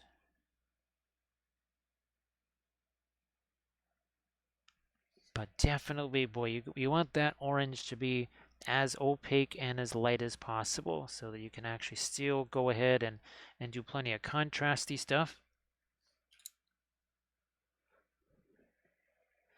Where's my... Yeah, I'm just going to keep going with the brilliant yellow pale, I think, here. Something like that along the edge of these guys.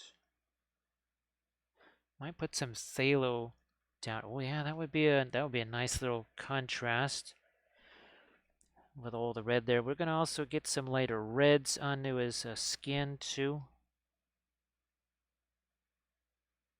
because I think that would be very important.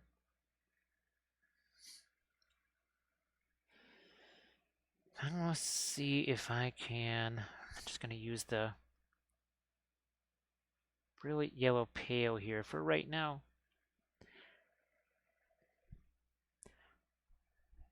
Now I'm gonna see if I can. I'll take it's a radiant magenta. Mix it with the white here. And let's just get some of that onto our. The gold's supposed to be a reflective surface, right? Supposed to be reflective. Let's make that actually work.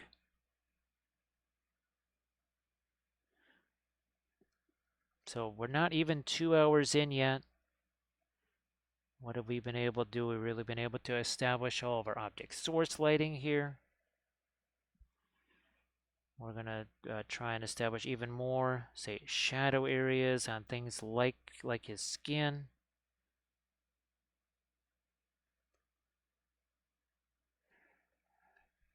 And there's more object source lighting that we need to project on here too. That certainly needs to be a bit lighter. Also got to catch some of these edges here. Like this one, this one, this one. All that really makes a difference. And yeah, I think as usual, this is a one-piece print. As usual, the base is separate, and it's kind of a crazy little disc. I wish they didn't quite do it that way, because you're sort of stuck with it, because the feet are, all of this is definitely designed to go on this disc. Now, I mean, I could have made something that was roundish like that, but then I'm basically just making the thing that they want you to print out at that point. I said, well, I could probably save myself some time and just print the thing out and use that. So I'm glad I just chose that route. Now we're going to try and see if I can't catch some of my lighter magenta here on the robe and some of this stuff right here. That's a quinacridone magenta mixed with the radiant magenta. So we're using some colors here on these two guys that I normally don't use. It's not that I don't like those colors. I did actually, we used the quinacridone magenta. Where's our Lumineth? Let me see if we can actually grab this here. There he is. So quinacridone magenta was part of this series along with the interference paints. And again, that's one of our Patreon page army painting series. I'm almost finished with series 30. We just have one more episode of that. I'm gonna start actually prepping figures for the next couple of army painting series. I typically have, usually there's a few of those going on at the same time, because I want to let the paint dry in between episodes, because that's closer to how actually most people just approach their painting, is they can only work for a couple hours at a time. And that means that they probably won't get back to it for maybe a day or two or three or a week, which means the oils will be dry anyway. So I try to simulate that same thing when I do the series. Length ends a ball. The Lumineth was pretty wild because that's when the interference paints were still pretty new. I had used them on the Ossiarch series, but that was just more of an accent. With the Lumineth, we were actually really using those as a major part of the process. So again here, that's the magenta, but you could say I can only do so many brush strokes of that before all the color that's already there starts to impact it.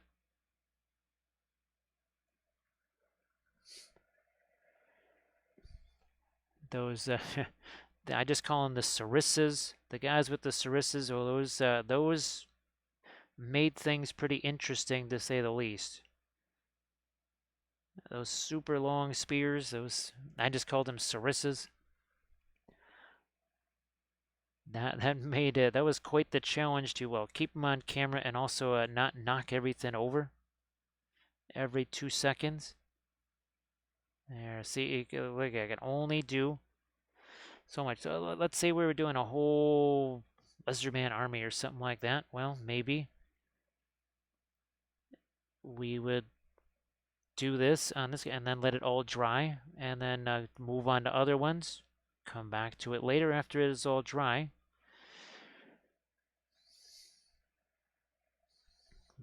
Even my current series, Series 30, the episode that I finished filming last night, and that's going to be going up on the Patreon page probably tomorrow or the next day. I tried to plan it so that, okay, this is going to dry, and I can take advantage of that in the next episode. So now we're going to try and add a little bit of the lighter magenta in a couple places here. Of course, it would have been really nifty to be able to use the fluorescent magenta, but hadn't used the quinacridone in a long time until that last episode, or last Twitch session. I thought, I don't know, maybe I can use that again. So now we're starting to pick out the folds here. Becomes a little bit more dramatic. Now I don't want to do that absolutely everywhere, but you can see I only touch it and then move on, right? Because if I just keep tapping at it, what's going to happen? Color that's already on there, it's going to start mixing with it. I mean, again, not that there's anything wrong with that, but we were hoping to maintain that nice pure magenta color.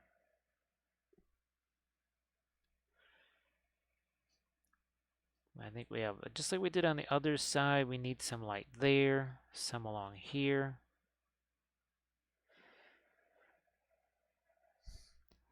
And the whole thin over thick and vice versa game, there are times where you got to put some paint on there and it doesn't stick. It's usually pretty easy to tell. Well, okay, I need to just thin this paint down or go the other way. And it's not like it has to be massively thinner than what's already there.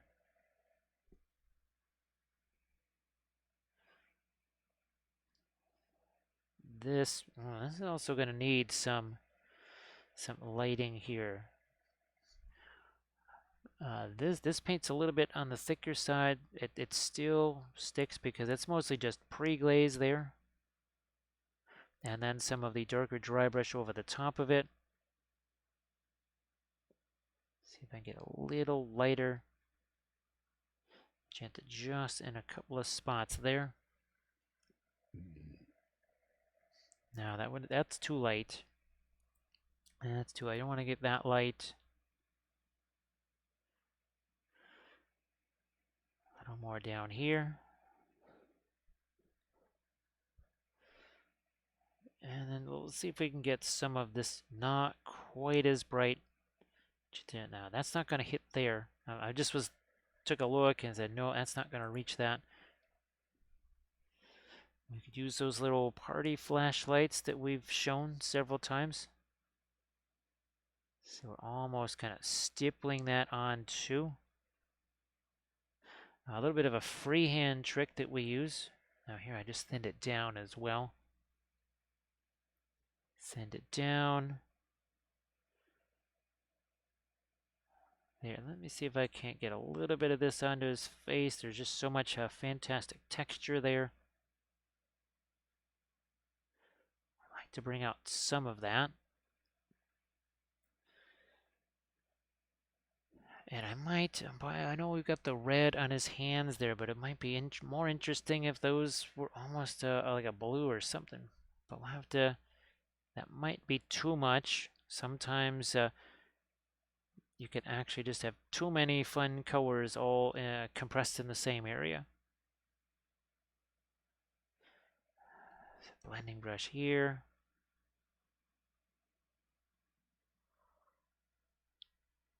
We'll just blend that a little bit like so. Okay, well, so thanks, Sarge, for joining. Thanks for the bits, and I hope that all goes well. Geez, Sarge, I don't know. Do you think that was also something that was maybe giving you a little bit of hassle when it came to the painting? So hopefully that also makes maybe painting a little bit easier for you too. I mean, I can only imagine that might have all, in addition to a wee bit of rust.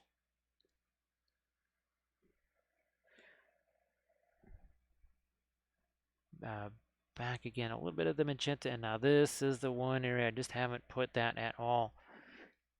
It's gonna be interesting because it's going over a very intense bluish green. That's the phthalo green.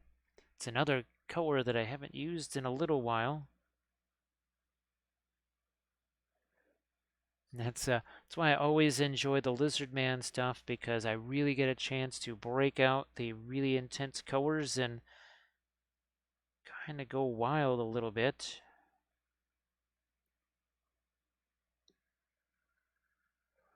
No trans fat. How you doing?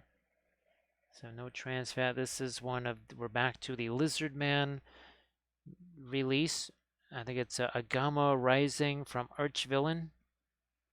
This is, I'm just going to call him a Slaan Priest because, well, here's the one we did on Monday. And we've actually still got one more of these. Well, technically two more. So this was another one that's going to be on one of these little round do thingies there. Well, good luck there, Sarge. I know that's just not a fun thing at all.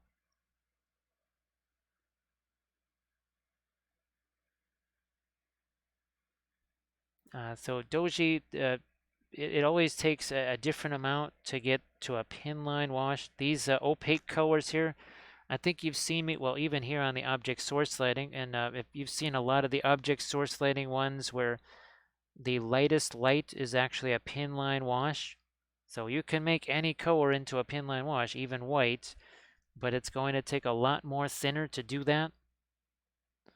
Like even here, if I wanted to make this into a pin line wash, it would take a lot more thinner because it has the radiant magenta in it. That was just quinacridone magenta. It would require much, much less.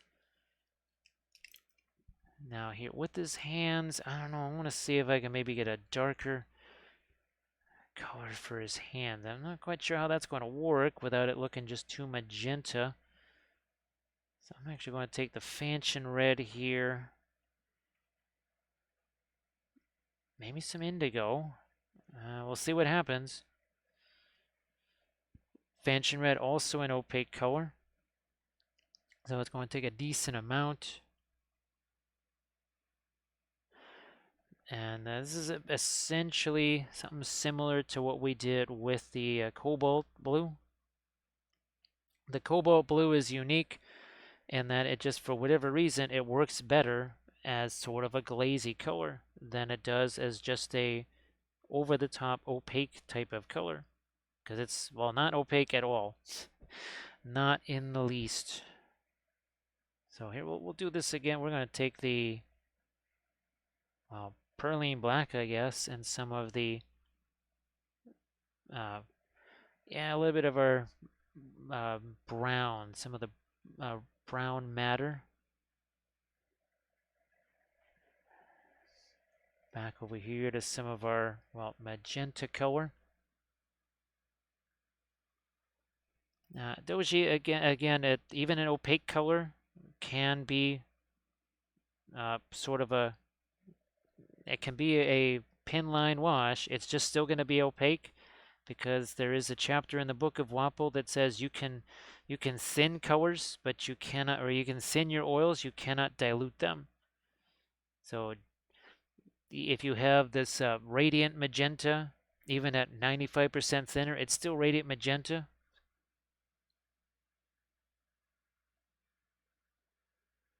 No trans fat. I have tons and tons of videos about that. Well, on the YouTube channel, also here, as highlights. And gee whiz, you could even watch this one. So there's lots of different videos. And the most important thing about all of those, well, if you want to have red object source lighting, well, you better have lots of cool colors and dark shadows. Because if you have, let's say you got something with red skin and you're going to have an orange object source lighting, that orange object source lighting has to be very, very intense, very warm. And you're probably going to want the colors on the red on the figure to be much cooler.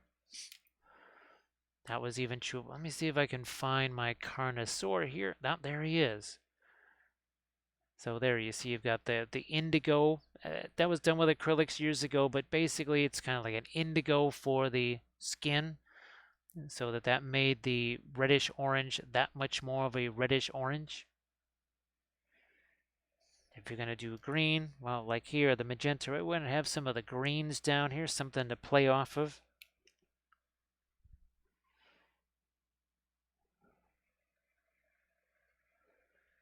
Let me see. So Doji, again, the Cobalt Blue is super, super translucent, but it's almost like it's like a non-opaque cadmium. I know that sounds really weird, but that's about the best description that I have of it. It's a cadmium color that's not opaque in the least, which is it's really weird to even think about that, but it's kind of the truth. Here we're just going to get a little bit of this. It's basically the radiant violet here.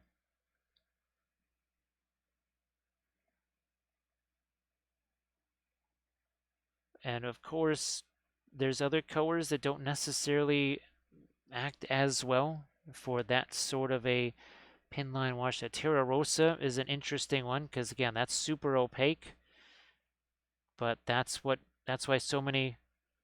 pretty much every sort of weathering product has that red oxide in it because it's very opaque and it makes a really good rust color because you can thin it down and let that get down in all those recesses and crevices where you want your rust to go.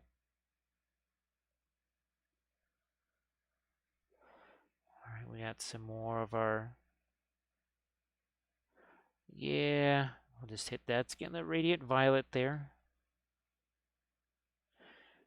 Now around his eye, I want to see, it might be fun if I could actually take some of the Prussian blue, maybe mix with this could be pretty wild, the radiant turquoise. A little more of the Prussian blue. So Doji, and there was one point where I just kind of showed where, Prussian blue is so darn similar to the Cobalt Blue, just to show why the one took over the other one. Because of course there's the cost. Prussian Blue is way cheaper than Cobalt Blue. Also, Prussian Blue, staining color, Cobalt Blue, not at all.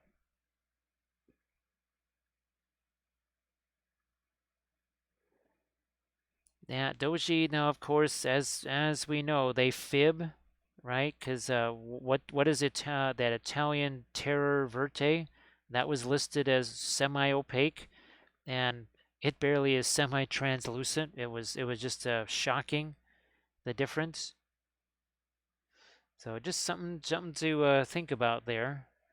I was almost thinking about doing some blue for his fingers there, but I don't know. Maybe we will. Ends of his fingers here.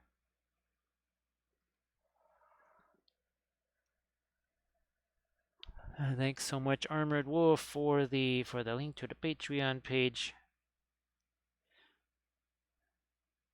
So yeah, we just got our latest episode for Army Painting Series 30. That's gonna get uploaded overnight here. There's I think I also want to try and do a video on a bust. I think it's that Loot Studios Medusa bust that I never got a chance to paint. That's as much about trying those new brushes from whatever the Australian folks are that have those new brushes. I don't remember what they are. I'll have to look at them, but they're all named after different wolves. Where's that phthalo? There's the phthalo green. So we'll take that. We'll mix it with the radiant turquoise, hopefully. That's going to be a much cooler green. So again, playing the color temperature game here. The cadmium green, very much a cooler, or sorry, that warmer green. Now we're coming in with the cooler stuff right here.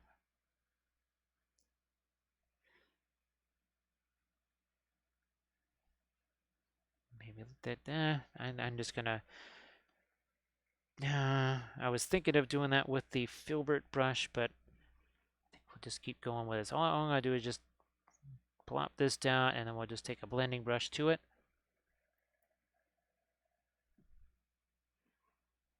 We need some of that here too. So that cobalt, was that cobalt teal dark? Now it could be whatever's in the, to make it teal. That might be what's furnishing the opacity.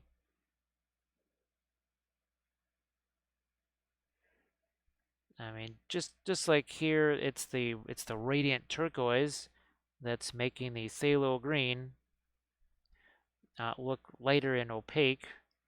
Phthalo green by itself is another one of those really, really translucent colors.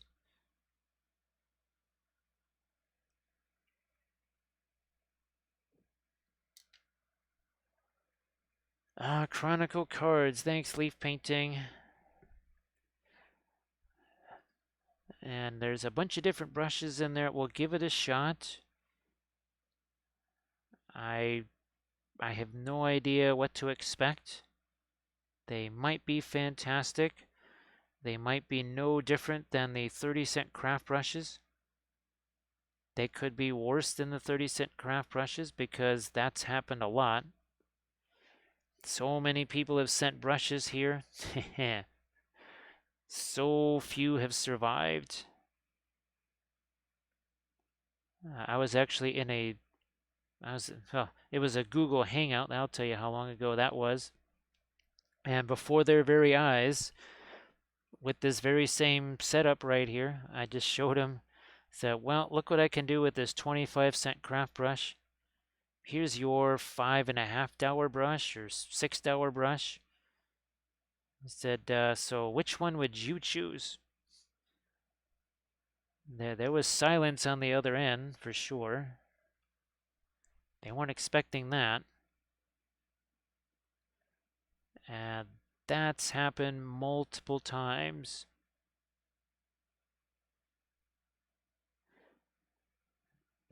There's so many brushes that cost a ton more than my junky old craft brushes.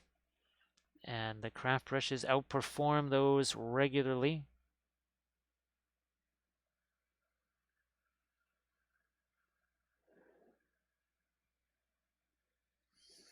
So the ruggedness, of course, Leaf. Well, as you can imagine, that's kind of the first thing that we're after is the ruggedness of it.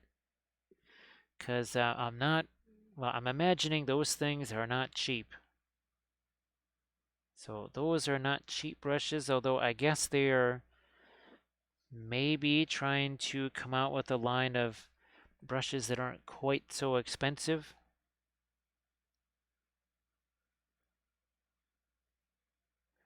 And we'll see what happens with them. Like I said, I thought something like a bust might not be a bad thing to try because that way we could really experiment with the bigger ones, but still have more than enough detail to fool around with the smaller ones. And we got Silent by Design. Silent by Design, how the heck are you doing? If everyone could please give Silent by Design a follow, that would be sensational. I hope that you're doing well. I know this is an unusual night for me to be streaming. Typically Thursday, and well, ironically enough, lately it's been Thursday at this time. That's pretty much when I've been starting. So you can see we're starting to get some of those cooler greens into the robe here. When we get to our film noir, you'll really be able to see the difference between the two.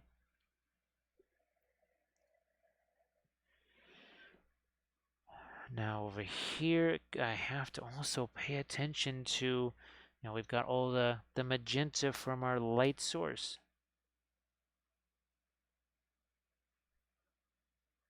A little bit more of the phthalo here. And of course, this is the second one.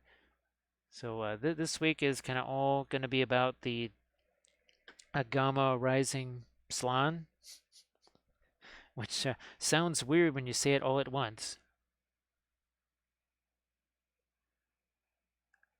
There was some other really nifty beasties. Well, the Quetzal Riders.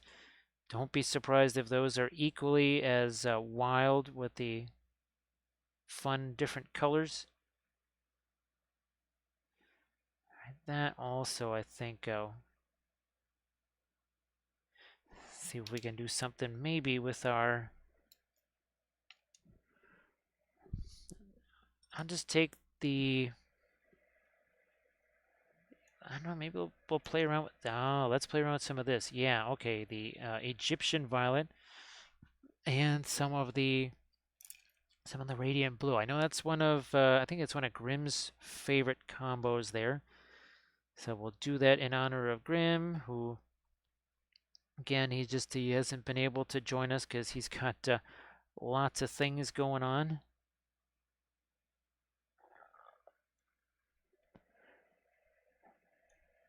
So that is relatively dark, I have to say. We're only going to go so far because now we're starting to get into our magenta light, aren't we? Let's get some of that down here.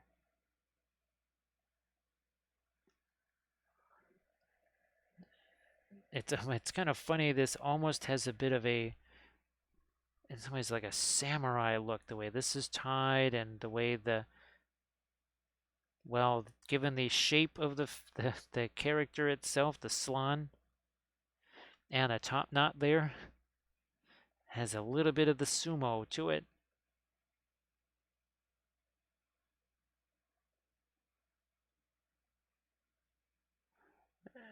Okay.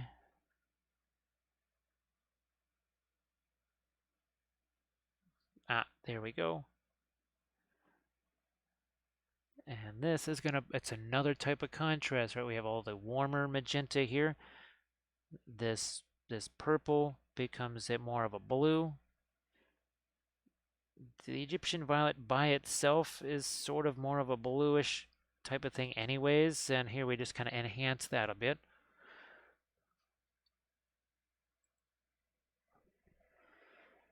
And yeah, we're only just getting into some of that radiant blue in there, so we could still also make that lighter. But Doji, you can see how this is being opaque, right? Same over here. Ironically enough, if I thin that down a whole bunch, it still would cover like radiant blue, because even though there's a bunch of thinner in it, it would still cover the same way. What's happening here? Yeah, let's get maybe a bit more of our cooler color through here. And I was going to do something different inside the little circles here, but now I look at it and said, no, I don't even know if I want to put that much attention towards those little circles.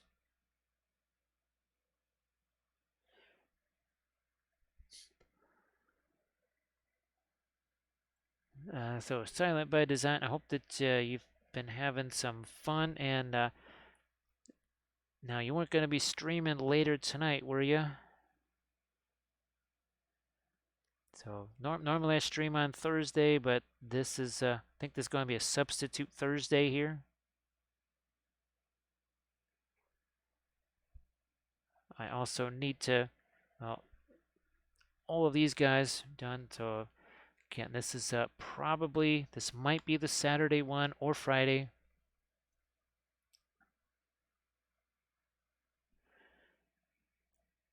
Doji, it's kind of funny. I think you've heard me say a couple of times. And we're gonna welcome in our newest hobbits. We've got Herculesy. Hello, little hobbits. I'll tell you, I'm gonna get that pipe, and I can make a boat in a circle. It's like Yeah, that's cute. How would you like to see an ocean liner in your face? It's like, this guy's rough, man.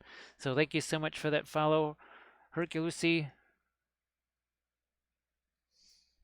So Doshi, I would see when I was a kid, I would be watching the painters on TV, and the stuff that I didn't necessarily have their stuff, but I couldn't get things to work the way they did. But I also didn't realize that, well, say, I think Bill Alexander was using it too, where they put that white down first, sort of like our pre-glaze. I was just working on a white canvas or a white board, so the board, being so inflexible, not like the canvas was giving way.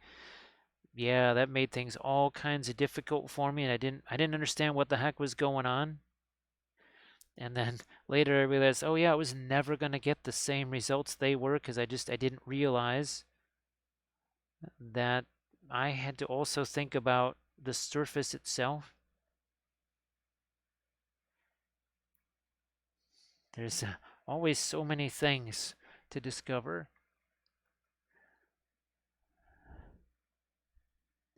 It's a Makeup Wednesday in advance of Thursday. So I'll still be, well, hopefully able to film on Thursday. Normally, tonight I would be filming videos,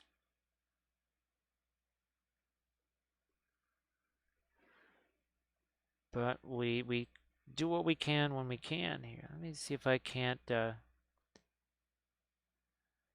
a little bit of this. Yeah, some of that cooler violet down in here. We still have to get some of our, I think, our lighter red skin tones in there too.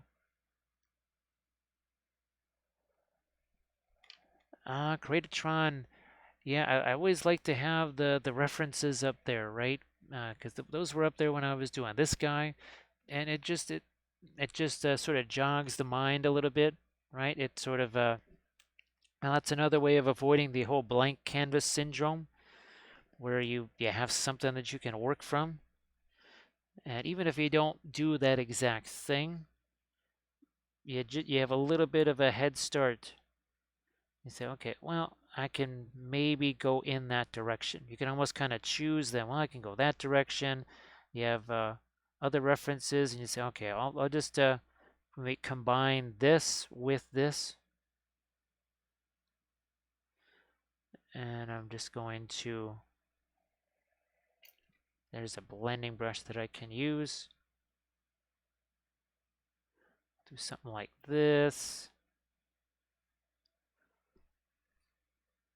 We'll take that right down here.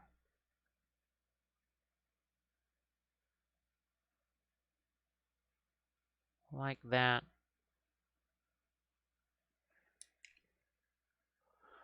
Now, Ansible, you have a good night's sleep. Well, that sounds really, really, really, really good. I could definitely use some of that. There was definitely no sleep last night. I think I got to bed somewhere in the neighborhood of 8 o'clock in the morning. That was also not part of the plan for yesterday. Now, once again, a blending brush down here takes care of that. We'll do that same thing over here.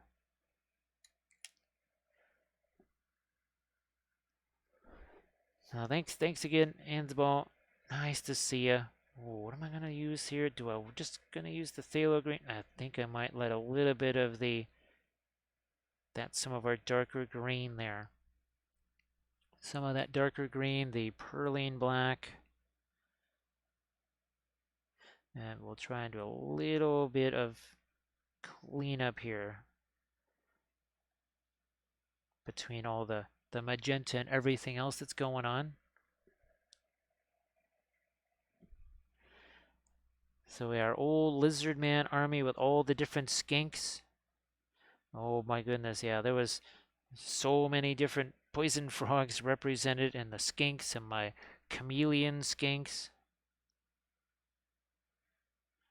Even the Croxigors had a bit of a poison frog look to them.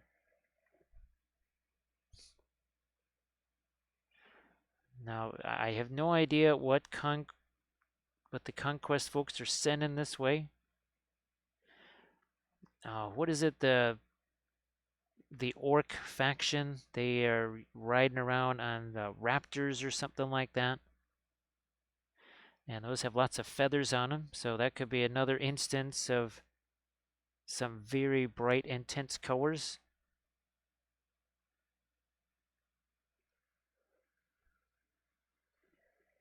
And we'll look at the we'll look at the old Lizardman army. That was the first Warhammer army that I ever did. There was, well, lots of conversion and also lots of scratch building in that too. More, maybe a bit more than I think there was. So this is what, about 2007, 2008-ish, something like that. And this is just a small part of it. Those engines of the gods that you see in the back, those were all scratch sculpted. And of course, there's a lot of folks that just say, you only did that so that you could paint some spacescapes, to which I say, yeah, most likely. You can see there's some salamanders and there's skink handlers. And there's the you only used once, the Cold One riders. And there's Baby Babo on his little palanquin. Yeah, that was so much fun, that little palanquin there. And of course, there's Sticky Wicket. Believe it or not, he was the general of the army. That little skink chief, he was the general, because it was all about the skinks. Well, lots of pterodons too. And now this is a little bit of a view of the army board. You can see there's some of the skinks on there. I'll still have to get some more of the actual army board. But those skink and Croxigor units like that one, I think it had 36 skinks or something like that. And what, 3 Croxigors? No, 4 Croxigors and 36 skinks. That was that was my foot cavalry, because they moved really fast. And of course, well, they had their poison weapons too.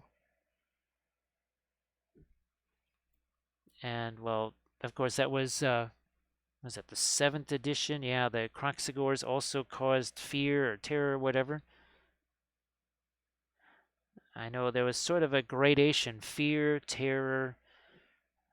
I think kind of, well, any big monster caused terror. So even things that caused fear still need to do a fear test.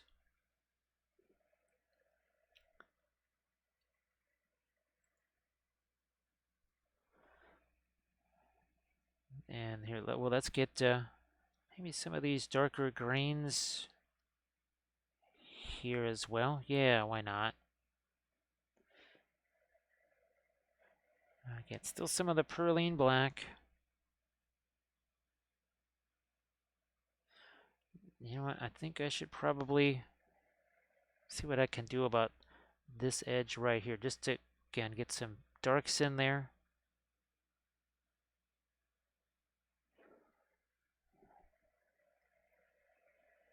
A little bit more of that Perline black here.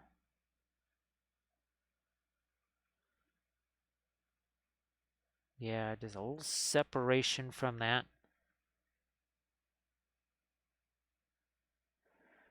Okay, that's starting to get there. Starting to get there.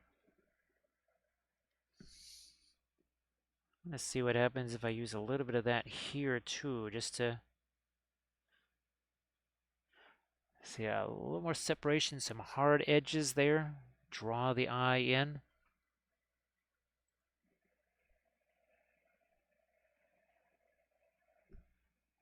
And well, here, let's do this. I'm gonna see about getting the dark over the top of his eye. I think I still want to come back in with some light at the bottom of his eye. That was pretty successful here, and I think I want to try that again with just like we did with his eyes. I might zoom out here a little bit. Might be easier to see all of them. There we go. Where's my Egyptian violet? Yeah, I'll use some of that here. Once again, we're gonna make some of these edges a little harder. So Doji, I did another episode of this army painting series, and basically minus the freehand and some of the other stuff, it was wild to see almost all of them looking like that guy, like the color test figure. There's still a lot of challenges in episode 4. Lots of freehand and then kind of the final highlights. So there you go. See how that gets sharpened up there by the Viperus. Again, another nice sharp edge. Look at this. We got Moe in the house. Moe, how you doing? Nice to see you again. Well, let's get some dark over here too. What's happening there? Certainly not enough dark. Now I feel a little bit better about that. So, Moe, what kind of stuff have you been doing? I feel bad that I just haven't been able to catch any of Steela's Twitch sessions lately. Wish that I could.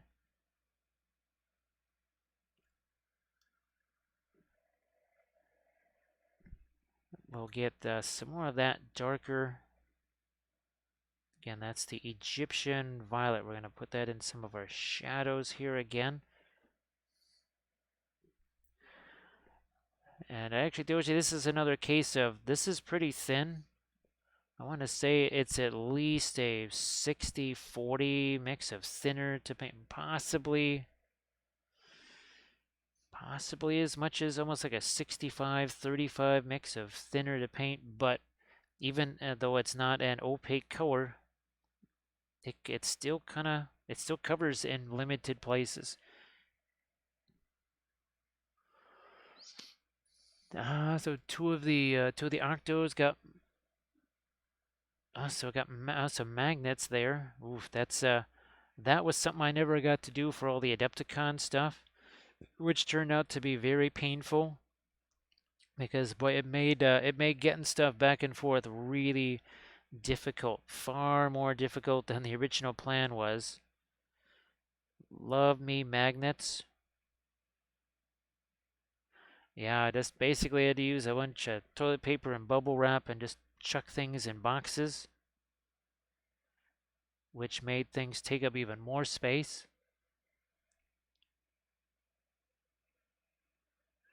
Here, we'll get a little bit more. Now, what we have to also do is get some of the lighter yellows, I think, on those crazy little discs or whatever the heck those are supposed to be. Yeah, this is pretty much Egyptian violet here. Using it to secure some sharper edges here and there. That was almost a pin line wash right there. That was very close to it. But we got ourselves a Nixel. Yeah, Nixel, this is not usually the day that I'm streaming. So that must have been a surprise to you. Go, wow, what's he doing? What day is this? Just a challenging week this entire week. So we're just not pretty much going to be able to stream tomorrow night. So I thought, well, we'll do a substitute Thursday. Just like Sunday is sometimes our substitute Saturday. Nixel, nice to see you in. We're continuing with those really nifty Archvillain figures. I know you saw this one being worked on where we brought out the cobalt. This one we brought out the cadmium green. So we did bring out a different color here that hadn't been used in a really, really long time. Potentially up to 2 years. I don't know. Maybe I'm thinking that's not that long. That might be a little too long. I would say it's pretty close though. May not be 2 years exactly, but pretty close. Thanks, Nick. So it was really fun we did some film noir. And wow, it was, now of course there's a little more shading on, well, why not, let's do it again. Oh, we need to get some more lighting on this pipe, so to speak. But yeah, now there's a little more shading here, but boy, things still kind of, I don't want to say get lost, but look at that. Very different, right? You don't see the warm greens, the cool greens, the intense purples and magentas. Such a difference, right? All right, where's that? No, no, no, no, no, no. The phthalo green and Indian yellow. Let's see what that's gonna do here on at least the top part of his eyes.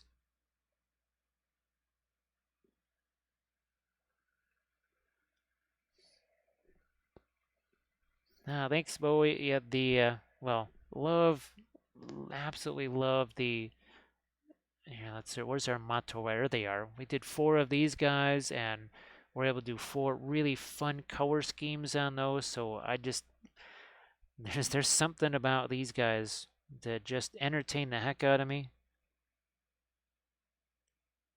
Now I feel like that has some more shape going on. Now this is the challenging bit here where we at least try to give him some sort of an iris or whatever, or a pupil. See if we can make that happen here.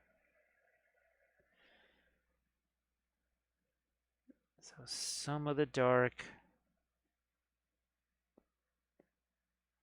again up here. And nope, that's that's the phthalo green. I want my perline black, which is that super dark green. See, that was getting to be too close to a pinline wash. That would not have been ideal, to say the least.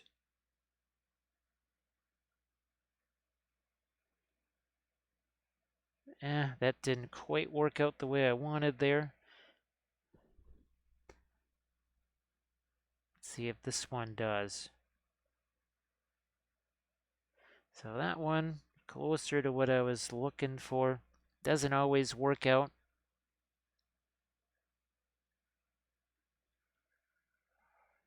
All right, Doji, you have a good one.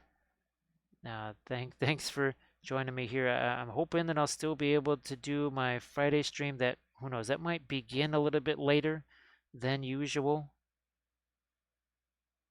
I mean, hopefully not like a 10 o'clock at night, Thursday almost, but it might be more like this where I think it was actually about 9 something o'clock my time here. Again, I do apologize for some of the craziness with the streaming schedule. That's just it's gonna be the kind of the way of things at least for the next week or so. You know what, I might just darken this down too, now that I'm thinking about it, because it'll also accentuate. Yeah, that should accentuate the lighting that's coming from this direction.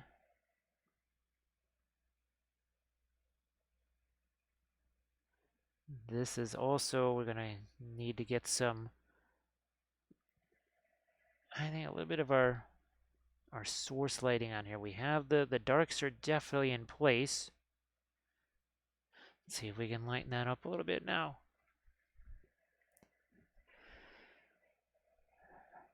So next, hopefully, let's see, what was Monday? Yeah, it was Monday when we did the last stream. Hopefully, everything has been pretty chill since Monday. There's our A little bit of the kind of lighter magenta-ish type color. I don't want to put too much of it there. That's essentially quinaconal magenta, and that is mixed with a little bit of the radiant violet.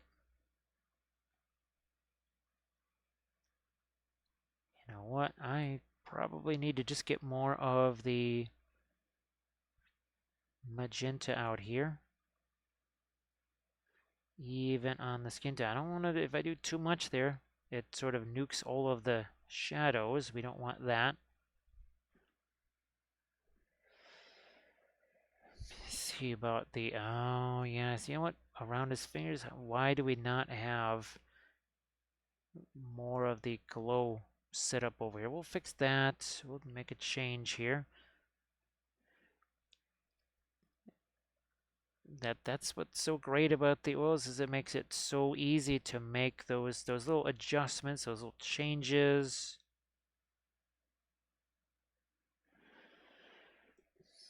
I think I might need to get some brighter edges on this. Now, I might need to thin it down more. It's one of those cases where we're going to find out really fast.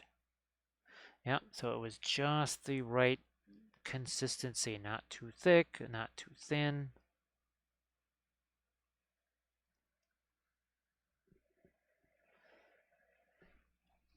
We'll do the same on the other side here. Boom. There. Some here.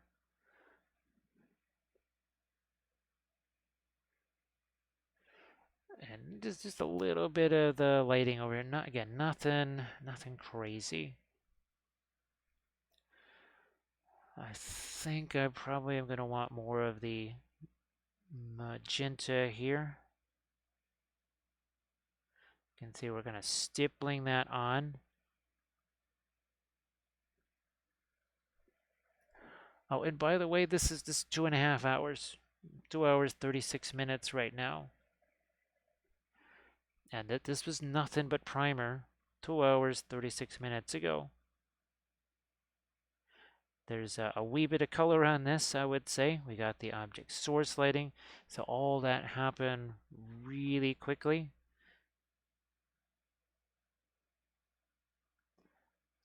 But that's what we do. We don't fool around. We do that pre-glaze. Which of this has the, I'll just use that. And it was a pretty freaky looking pre-glaze, to say the least. I think that's happening more and more as some of the pre-glazes just are looking more exotic. Well, especially something like this, right, with all the crazy different colors. Yeah, this the pre-glaze gets a little bit more exotic each time. All right, we're talking about some of that lighter yellow, which might mean brilliant yellow pale. I've got just a touch of the Indian yellow here. Hey, Crazy Wolf. Nice to see you. And it's funny you mentioned that, Nixel, because as always with that army painting series, there was a couple of points. Was it episode 4? So there's a few points even within the episode where I said, look, you could just stop here. Then I would do another. Each segment is about 25 minutes long. I'd do another 25 minutes. I said, look, you could stop here. You could have stopped at episode 3. So I try to make it to where folks could say, all right, you know, this is what I'm going to have time for. That looks good enough. Good enough for what I need. Which it makes it a little bit more difficult. Well, not a little bit, but a lot more difficult to try and arrange each of the little different segments. But I hope that that's helpful for people, where they can kind of see it and go, all right, yeah, I will just stop here. That's good enough. I don't need to keep going. Which will definitely lead to more painted armies, because you'll just be more satisfied, happier with yourself, no doubt. And there's no circles over on that side, so I'm almost wondering if the sculptor just kind of forgot to put those there, because on these, so on every single one, there's always a part of the blanket over here, and there's one sculpt where it's on this side, but it's not on this side. And I just have a feeling that some poor sculptor just forgot to put that part in there. That's crazy, Wolf. I hope that you're doing well. And I think it was just the one horse. I don't know if it happened on any other ones, but that. Because as I was painting it, I just thought, well, wait a minute. Because I was just about to put reflections from the yellow cloth there, but there was no cloth at all. And I went, now that's weird. That is, there's supposed to be something there, and there wasn't anything there. Oh, see, I was just about to almost go a little bit too far with the right here, because this is super thin here. Ooh, that basically would have just rolled right down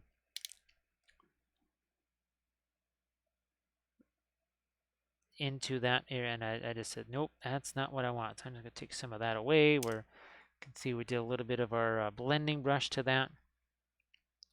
Now, these crazy little blooming onions on their heads,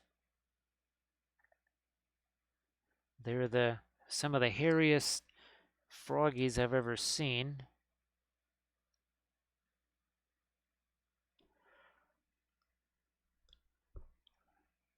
What about this right here? We darkened it down. I don't know, I'm going to get some of the brilliant yellow pale slash Indian yellow. What the? I'm just going to go to the cadmium scarlet. Yeah, I was thinking maybe that was cadmium orange, but that's cadmium scarlet. We never really got a chance to do the lighter reds on his face or hands. Let's see if that really makes much of a difference, or if we need to just start to crank in some cadmium yellow there. Looks like it's going to make more of a difference on this side, but we also have more of the source lighting on that side.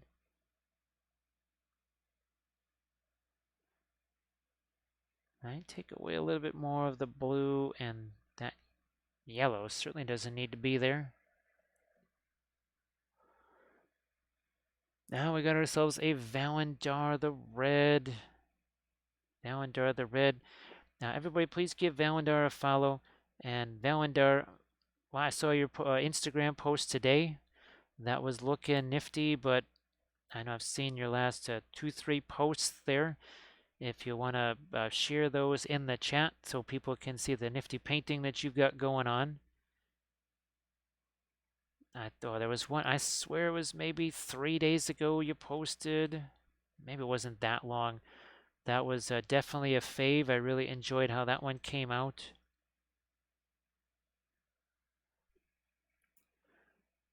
All right, there's our, you know what? Yeah, know what?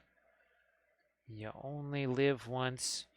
So we're going to take some of the cadmium yellow, throw it in with the cadmium scarlet. This might also have to be thicker because, well, I think we put down some thin paint just now. Sure enough, oh, look at that. See that? Thick sticks too thin, vice versa.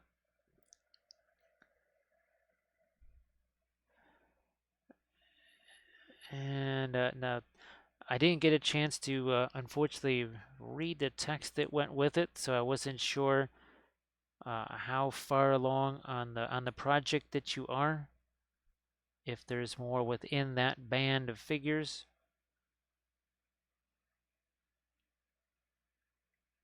But I did see the post. I did see some of the pictures, and there you go. There's a couple of Instagram posts. So it was a few days ago. Yeah, some very nifty colors and such on that. So really like that. And everybody, please go check out Valendar the Red. Do we want some orange? See, Now we've got, well, that's actually going to reflect this too. So it's maybe not the worst thing in the world if they start to sort of come together as far as what the colors are. Now I have thought about some greens down in there. Let me see if we can make that happen here somehow. I finished the week. Oh, just okay. The Warforged. That's it. Yep. Okay. now I recognize the. But everybody, yeah, definitely go to go check out the links that Valendar posted there. So this is the phthalo green, and then we'll go lighter inside that. But see, already that's starting to contrast with all the reds on his face.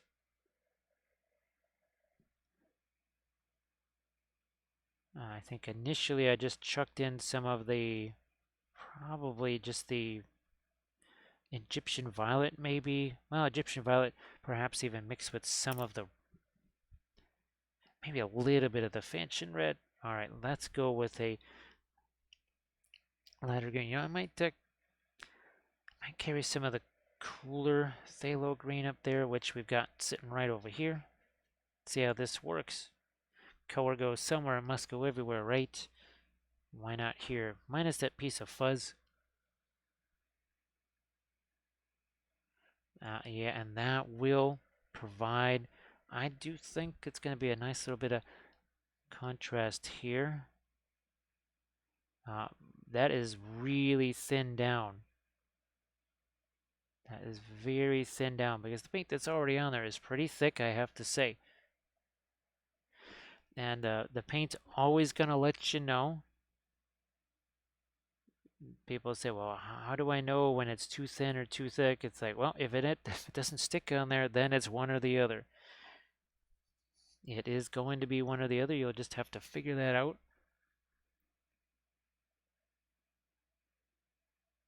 Now, I don't want that green to be too light, so since the miniatures are a palette, I'm just going to take some of the existing darker green that's there and just sort of stipple that into the new sort of turquoise. That's essentially the Radiant Turquoise Phthalo Green mix. Maybe not so much of the magenta source light on that. We're just playing around here. I sort of wish that I did have my fluorescent magenta to use, but again, I need to mix another batch of that.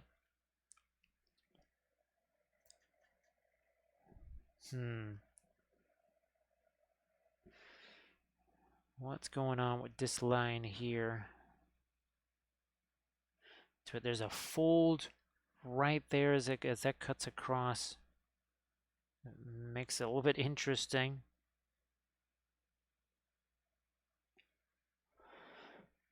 And I might, okay, we'll go with a little bit more of our turquoise. That's here. And I might also then come back with some of the cadmium green, brilliant yellow pale mix. So you can see we're getting this now caught up to what we have in the warmer portion. And it's always kind of fun. You can pretty clearly see that one green is much warmer than the other until you see that, and that's all gone. That's all gone. Let's bring back our difference in our greens.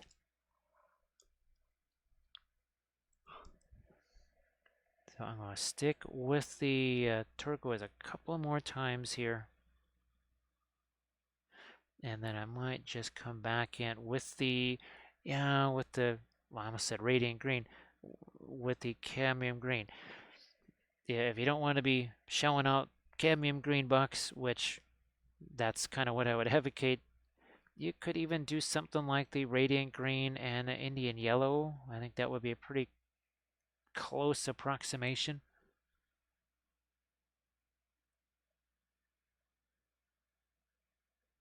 That's I was using the wrong end of that blending razor. Why is that? That is really very hard. What's going on there? Just at the wrong end of it, that's all.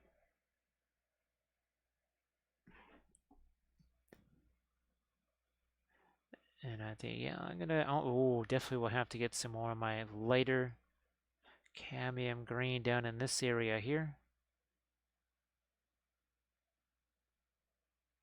For sure. I know it's not the most interesting area.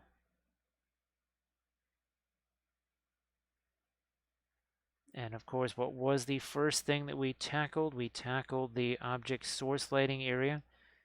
Kind of set the tone with that. All right, back to some cadmium green here.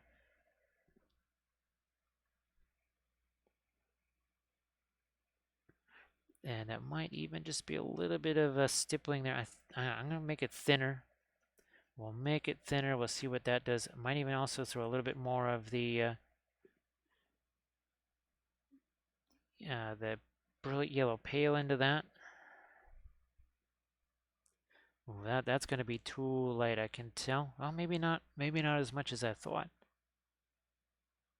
We just never really got a chance to do much in the way of our lights down here. We'll hit that with a blending brush.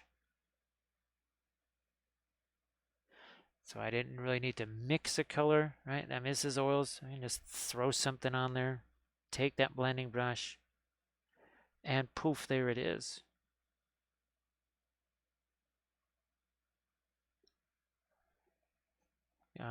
Maybe a little more of a lighter green here too.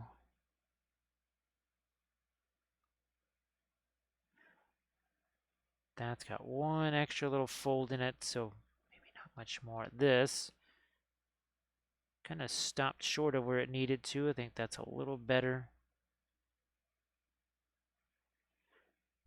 This too. I think now I'm feeling like I got a little separation there.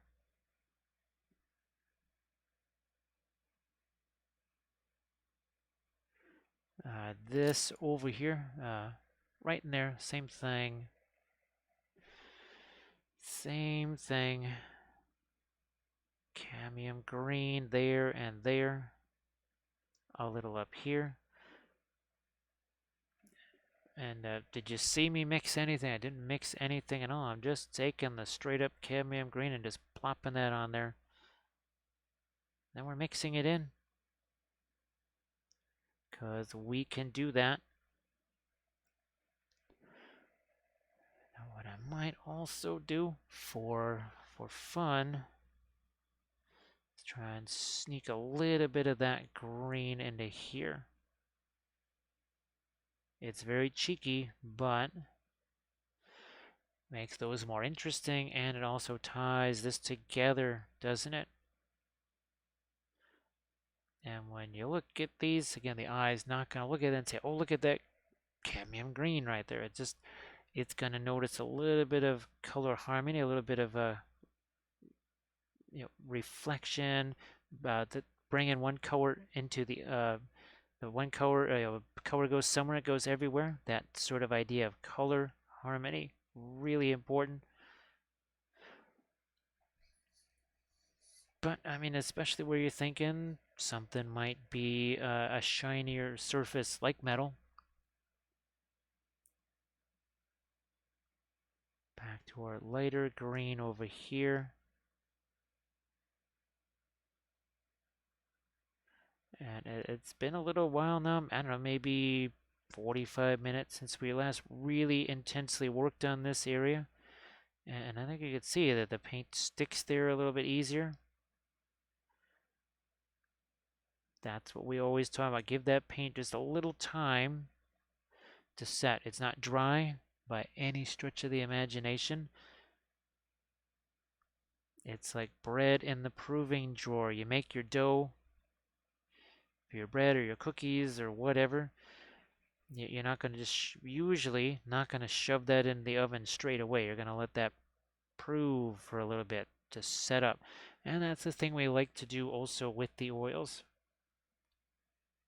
We're going to get some more of our green-ish reflection there.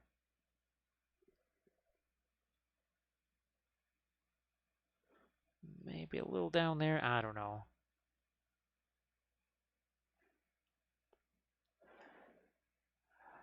Now, of course, I guess it's good that we have some of the, well, a lot of the skin tone reflecting onto the, well, this, because we were kind of saying that's gold-ish.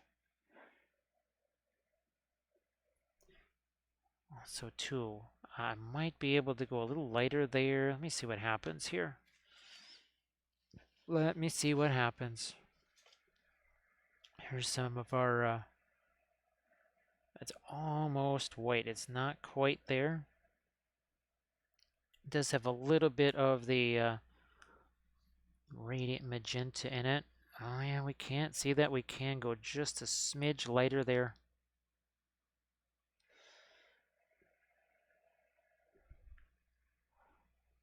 Does act as a nice center of focus, doesn't it?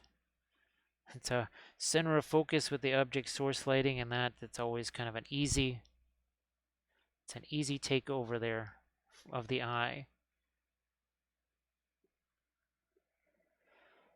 Now here as I thin that down, finds a way I would have thought, okay, there it is.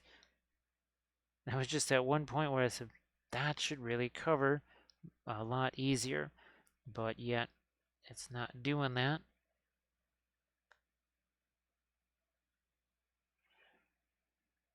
So there's a lot of wild, crazy surfaces on this one here. Again, this is from Archvillain. It's one of 3 sort of freestanding Slaan. There's a 4th one that's sort of on a palanquin. I gotta still get that one put together. But their robes are definitely different, but you can see we've kind of in some ways stayed in the same family of colors, even though we've reversed those around. So we did that with the Mato Riders as well, I think.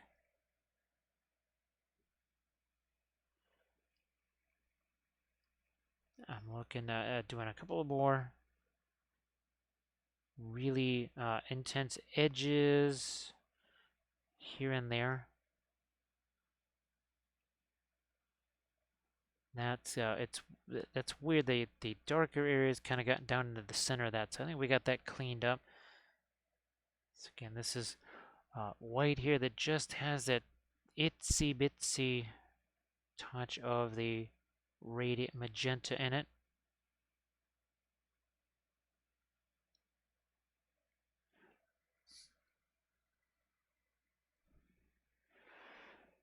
Any lighter here?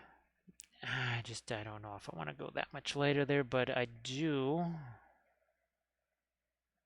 want to go get back into here and maybe some really bright lights, possibly even a couple of those darks.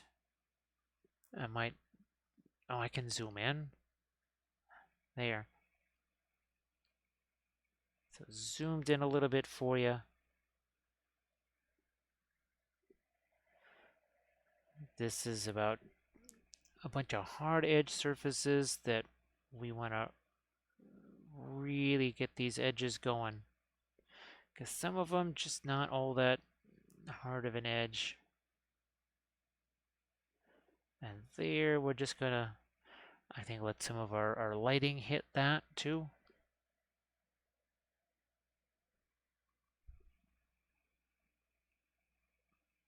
Ah, yes, there's no light edges. Wow, that's gonna make a big difference.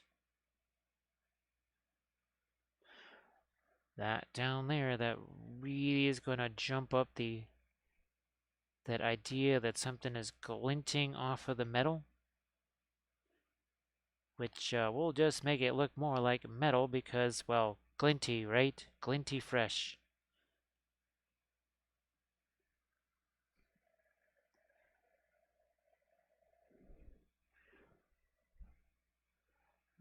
And I probably need to do this. You can't. Unfortunately, you're kind of blocked from seeing that. These couple little lights down here. Won't dwell on those too much. There are times, so I'll just do some things off camera. that are easier, or either easier done with, say, not trying to squeeze it in the camera view, because I just need a little bit better angle of attack on it, or I need to just get more light on there. With the oils, you can't have too much light on things. If you do, just the light's gonna be reflecting off of the well, the oil paints. Be a very tough way to see very much.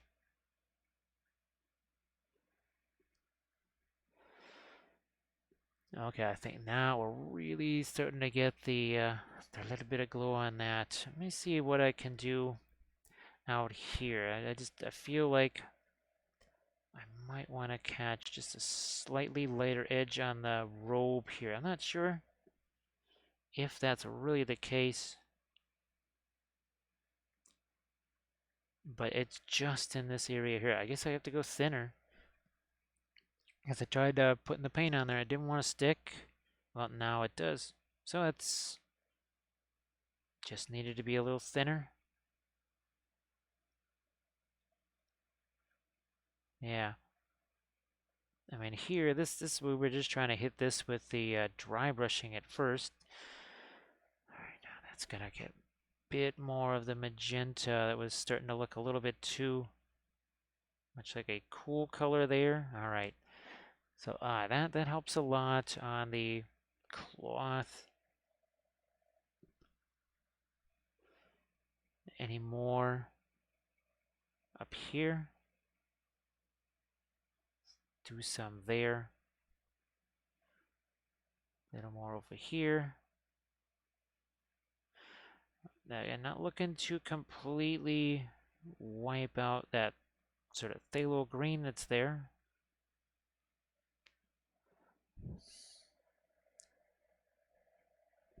We're back to some of the lighter magenta. I'm actually going to deposit some over here so that there's a little less paint on the brush. It's a little cheaty thing that I do sometimes now. Where I just say, I know there's too much paint on that brush, but I know I could use some of that over here. I drop some of it in an area that's kind of more innocuous, where I don't necessarily need a super sharp edge or something. And that proves to be really helpful. Sometimes just getting rid of a little bit of the extra paint. Okay, there, that helps with those. Yeah, I could do a freehand design inside there, but there's a lot going on already. Sometimes you just have to say, well, that's enough. We have plenty of things going on. I've had people tell me a few times, well, it has to be this. I need this, this, and this in there. I said, well, you can want those in there, but if you try and squeeze all that in, you can only squeeze in so much before it gets basically confusing to the person who's looking at it.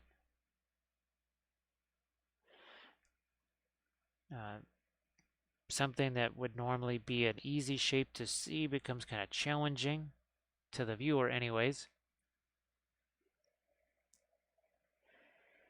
And thanks so much for posting the link to the Patreon page. And if everyone could please also give Armored Wolf a follow on Etsy, because in addition to all the sensational dice bags and leather work and metal work, you've also got the replica nature tufts and flower tufts, grass tufts, and of course the crushed glass snow. The crushed glass snow, we're going to make ample use of that on some Song of Ice and Fire stuff. So originally, that was what I had planned for, actually, this weekend.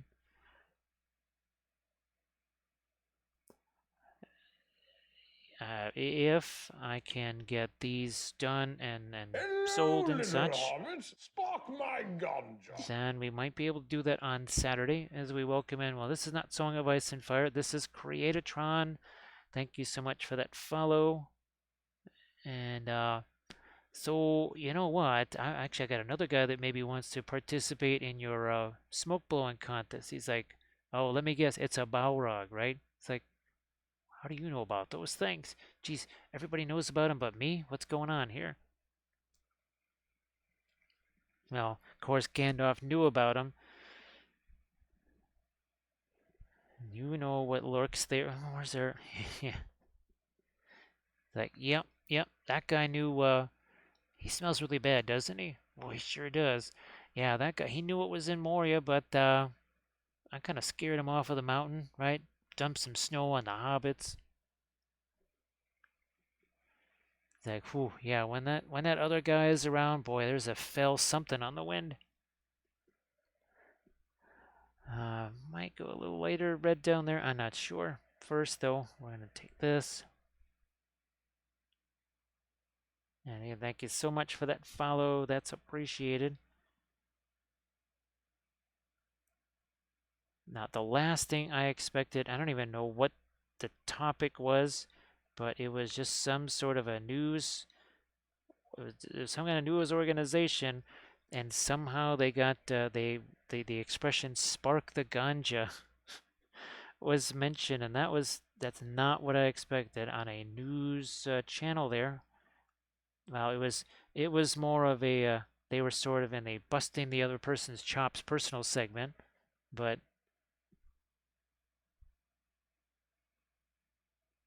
here, let's get a little bit more. There we go. All right. What is happening here with this? Is that lighting up? Oh, here's another area where we could probably stand to have a few more lights because we also have, ooh, right here too. Because I guess he's got smoke coming out of his ears.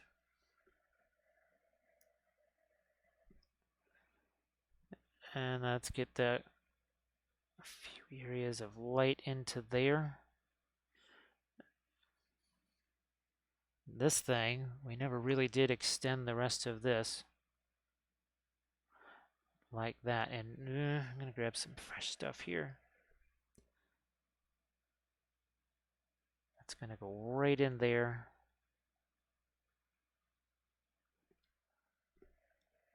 Cut more of our light onto the back of this. This shows where maybe these two things might be casting some light.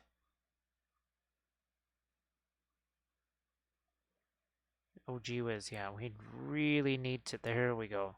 I knew there was something missing there. Now I know. And like we said before, even, look at that, that's basically a pin line wash of what is practically white. So yes, you can, believe it or not, use just about anything as a pin line wash. This is even, no, that's too close to white.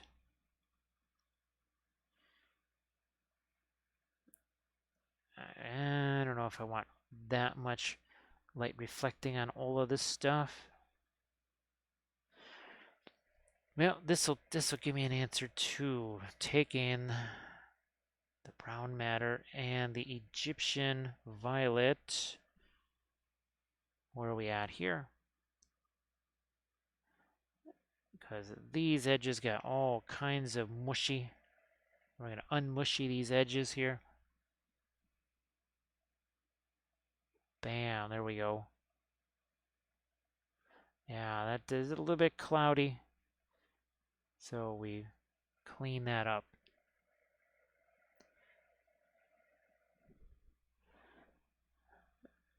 And here too, that if that's darker and a little more dark under there, that just might do it. In addition to, because the light, dark, and then sort of a reflected skin color, I think that's important.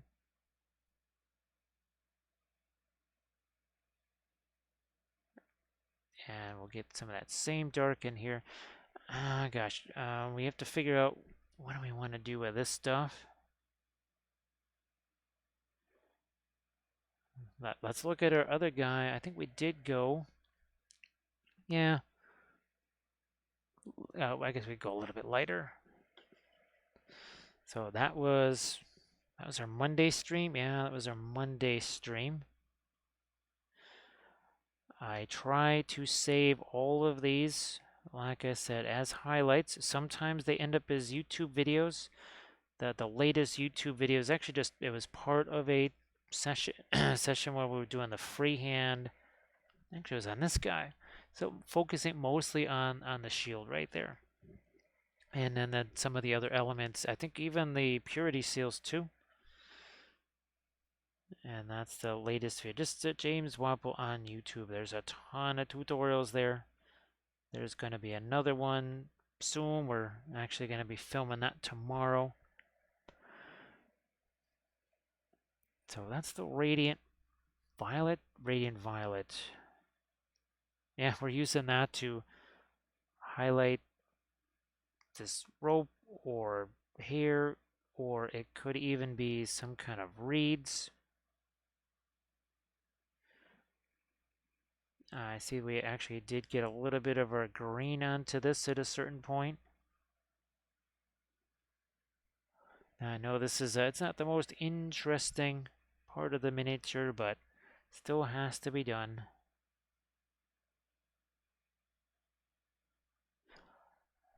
And we're only again 3 hours, a little over 3 hours.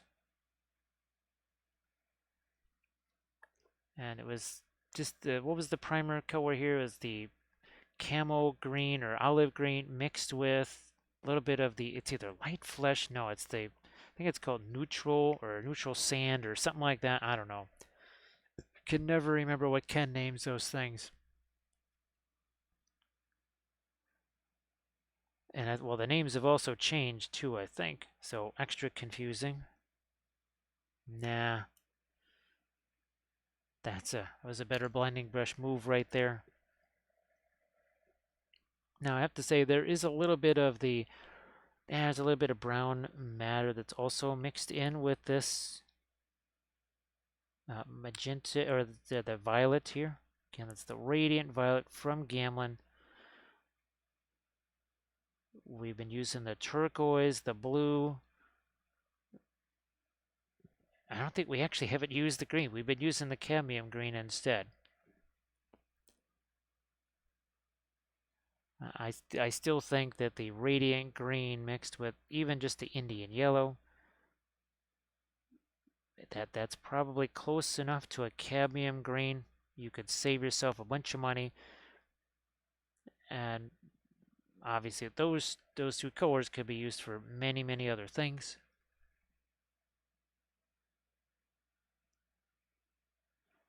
So again, I want to see if I can catch a few lights up there. Oh yeah, this right over here for sure. It's a bit of a hair there.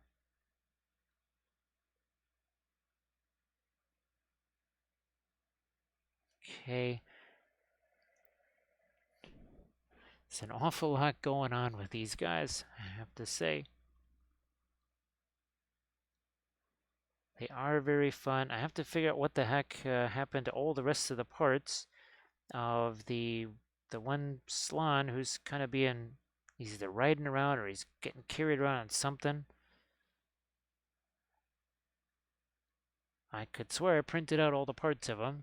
Ah, we got Kilt in the house. Nice to see you, Kilt. So this is actually, we're on the second one. It's another series of Archvillain, more brightly colored stuff, right? So this was our Monday stream, and now got this guy going here. And there's the third one from this set that we'll paint up.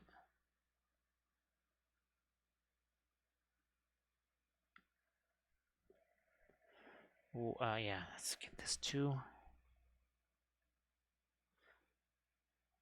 So it would seem to be some kind of wood or bamboo because there's actually little knots in it. So it's definitely some type of wood. Yeah, I wasn't quite sure what it was at first, but as I was painting the other one, and I said that's what it's got to be. So Kilt, they're basically Slaan Mage Priests. I don't know if you're familiar with the lizard men from Warhammer slash, well, we'll just say Warhammer. And we're not going to say the S word either. Well, either of the S words. Typically, the Slaan is being carried around on a palanquin. These are just a little different take on them here, where they're actually they're out and about and walking around.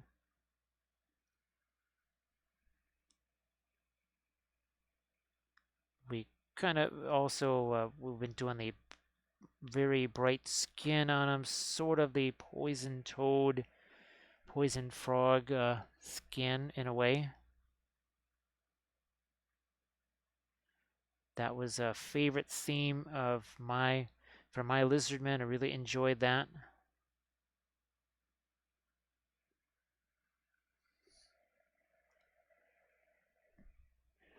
And we're at, yeah, that really I think makes a big difference over in this area here. Down here that's supposed to be more of a shadow, so I don't know how much more I would want to do with that there. Now here, I don't know, let's see what we can do with these horns. Don't want those to get too bright either.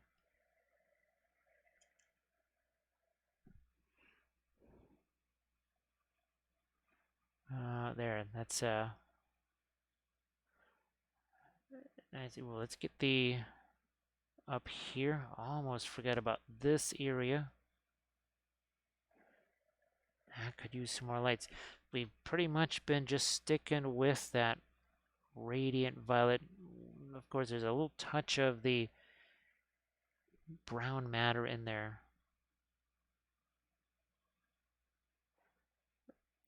There's also, looks like I got some of my object source lighting in there too. I don't want to knock that out.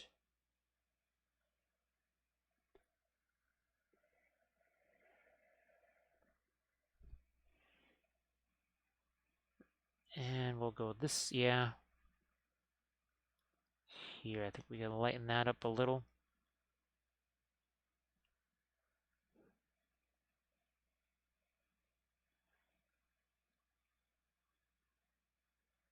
Now, once these guys are dry, I will be doing some foliage stuff on the bases. Nothing complex at all. Very simple, but just some kind of flock or whatever. So we've got just a little something here that will start to dry brush into this. Not too light, right? Because well, it'll kind of wipe out the object source lighting. We don't want to do that. And just a little bit here, you can see how nice and gentle that. Look where I'm holding the brush. Practically no thumbs on that. And all of a sudden now my green starts to stand out a bit more. Now I don't know why they made these bases solid. It's a pretty simple geometry. Essentially with Archvillain, if they don't hollow something, because these guys were hollowed, all of the, and you can see and they're really good about the hollowing. The holes are in a great spot, but also they drain really well, and you don't have to worry about the supports coming through them. So they do a really good job on the interior geometry of these things. So I trust that when they don't hollow something, and say, well, that because what they do is they do tests. And they'll test it and they say, oh boy, okay, there's just way too many failures with that, or weird things happen. They'll say, okay, we're not going to hollow that. So it's sort of like hollow it at your own risk if Archvillain doesn't already do that. other companies, there or other, sculptors, whatever. I don't necessarily take that same thing out. Sometimes I'll just go ahead and hollow those out.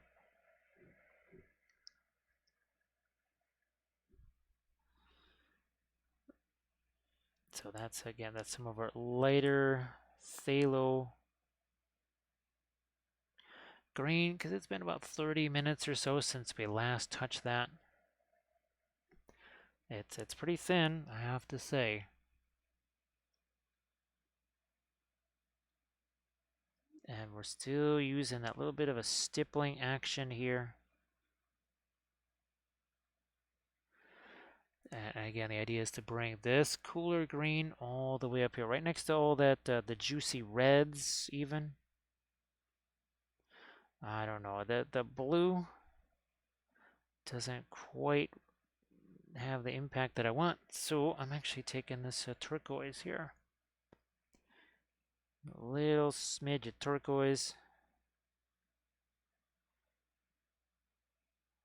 You know what, I might just, oh, there we go. That, see? For whatever reason, just wasn't super thrilled what was going on there. That, I feel a whole lot better about what that looks like now.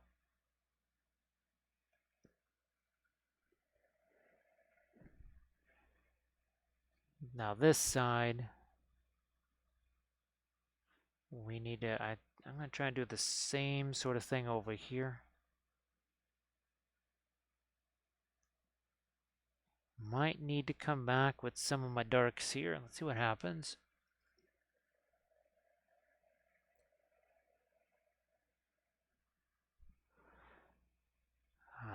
It's almost like a dark brown there. Nah, I'm going to go back to the, it's actually the Egyptian violet there. Okay, so we're just kind of reworking the eye here again. We're going to come back with the lighter green here.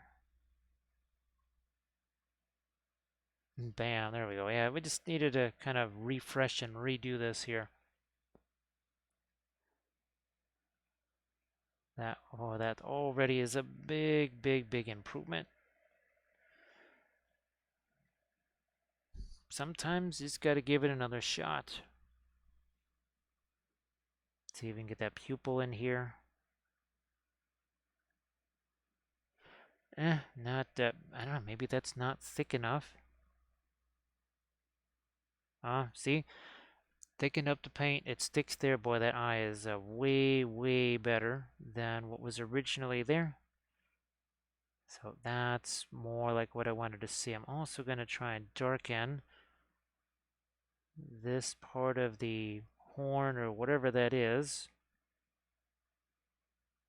So again, that some of that looks like it's projecting light onto here. We've got ourselves a surface tension. We have surface tension here. Because, well, that's more of a, well, we have teals here too. Geez, I wasn't expecting teals. Wow, teals, how the heck are you doing? Nice to see you again. I heard that and I thought, oh, maybe we're getting a raid from surface tension, and then along came teals. So let's welcome in teals. And of course, everybody, please give teals that follow. I'm sure you already are. If you're watching Twitch at this time of night, you're already following teals. And of course, teals, definitely share in the chat. Obviously not right now what you're working on because you just finished streaming. But we did do a little change here. We did some turquoise up in this area, the same turquoise from down here. Brought that even up to the eyes since you were last here. And into the jewelry there. We also caught some more edges on this, I think, since you were around. Might actually do some lighter red. We just did a little bit of dry brushy stuff on the base too. Yeah, so we're on 3.5 hours in. Now, this was our Monday stream. These are both from Archvillain right here. It's the Archvillain Games. This is their, I think it's August of 2021. Yeah, really fabulous here.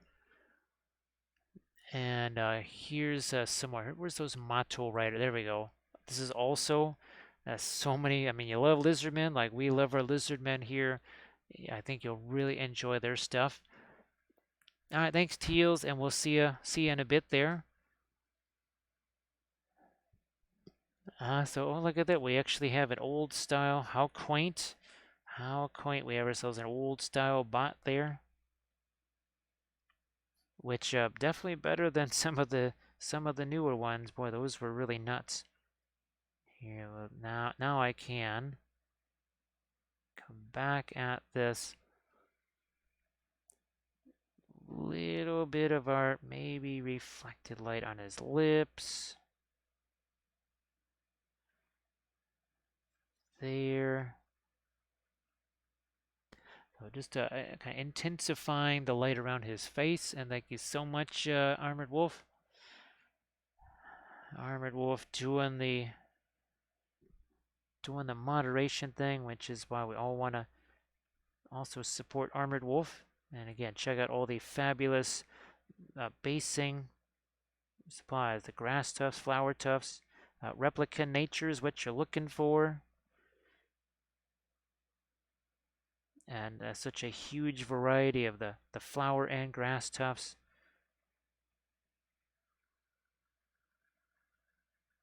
Goose, how you doing? Elusive Goose. Thanks so much. We have, actually, well, there's still one more left. We have been doing, obviously, some different skin tones on these guys. There's one more here to go.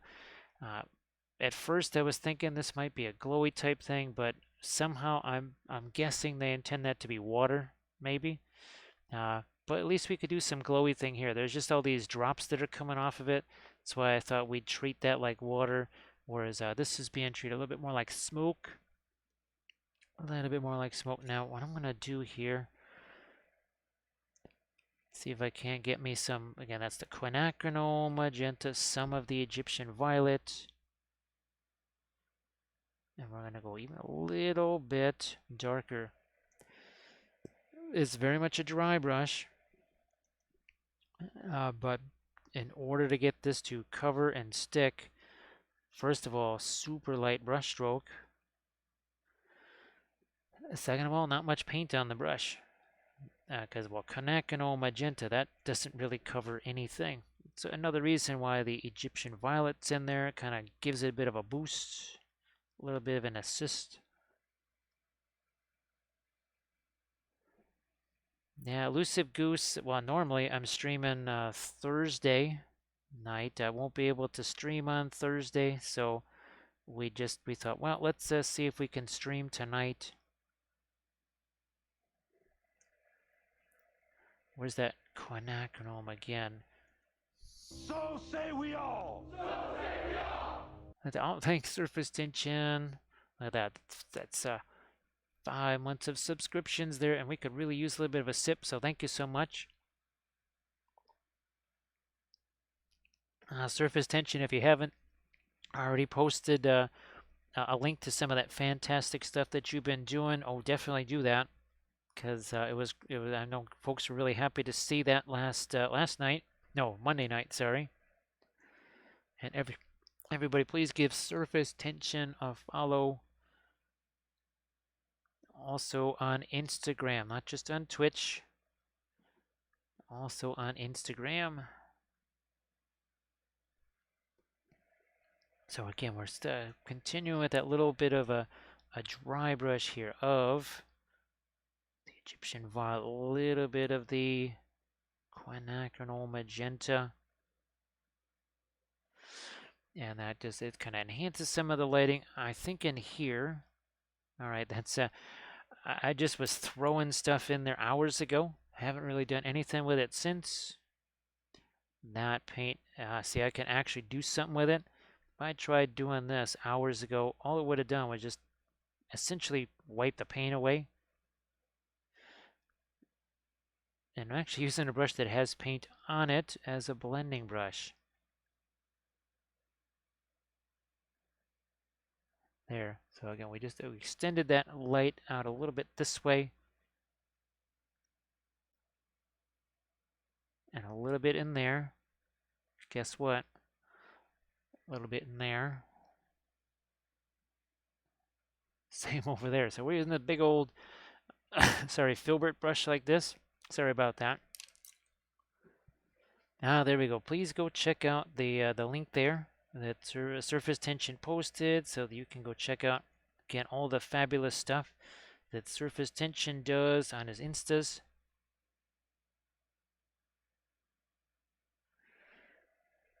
Yeah, lighter here too. Yeah. So I think Teal's probably mentioned that we're working with oil paints, and it's start to finish. 3 hours 30 minutes ago, just primer and all kinds of fabulous bright colors added to it. Lots of fabulous darks. We started, as always, by adding those darkest colors. Now we call it the pre-glaze. I guess some people might even see it as a bit of a zenithal. However, unlike a zenithal that you just paint over, well, this is a zenithal that we can use, right? We mixed secondary colors in there. These lighter colors, just mixed them right in.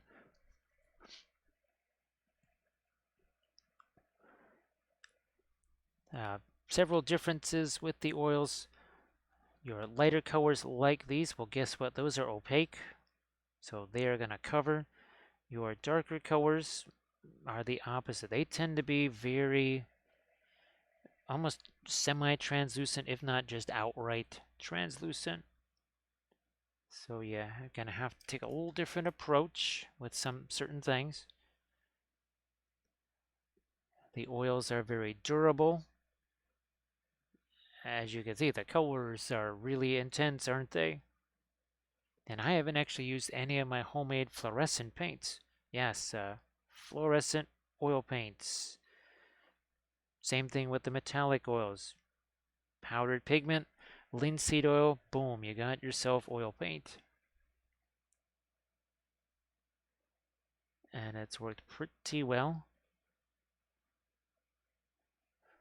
Now here's some of the other Archvillain stuff here. This was an army painting series. This one was fantastic. It had so many monsters, and like all these different sized monsters. And then of course there's our Macho Riders, these Egyptian figures here, also part of Archvillain. Now we also do lots of Diwali figures here, lots of Lord of the Rings stuff, of course. That was a series of video tutorials that I did on a diorama. Again, with the oils, Galadriel versus the Necromancer. Took that figure, printed it about, I don't know, maybe 2.5 times the normal size. And did a wee little bit of a painted backdrop as well. So Elusive Goose, actually, believe it or not, that was mostly quinacridone magenta here. I just didn't wipe any of it away, because if I tried to wipe any of it away, it all would have been wiped away, so we didn't wipe any of that away. As you can imagine, Egyptian violet in a couple of these places. This was mostly phthalo green, and I brought out the cadmium green because I haven't used it in forever, probably close to 2 years. And I've just been, well, it was part of the discussion on Monday about certain colors, and are you just better off using maybe existing colors that you have that are cheaper to create? Well, something in this case, cadmium green. But it was all about the warm versus cool green, and that's no better way to show that than just a little bit of film noir, right? You don't see that the values are all the same until the color comes back, and lo and behold, cool colors, warm colors. Still in the family of greens, of course. You know what? I wonder if, see if I can get a little bit more of my light out here. Nah, that's too much. Again, using use that as a bit of a blending brush too.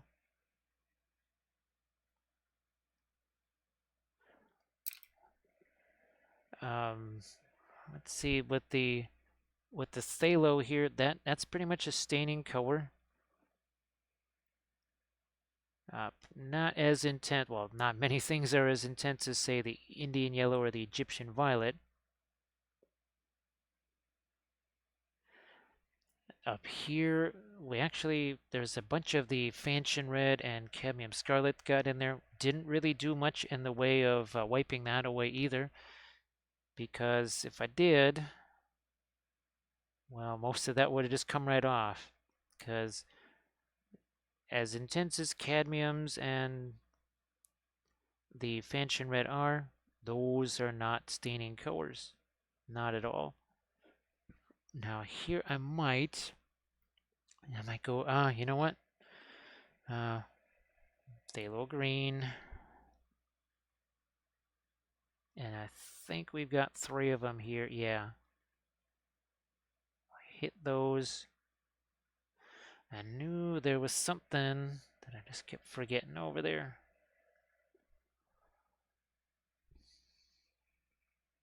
And then on the bottom edge of that, we get some of our lighter turquoise.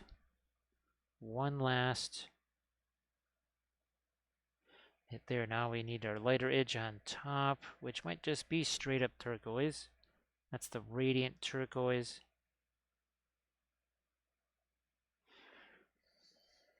And now, let's see what happens. Something even lighter.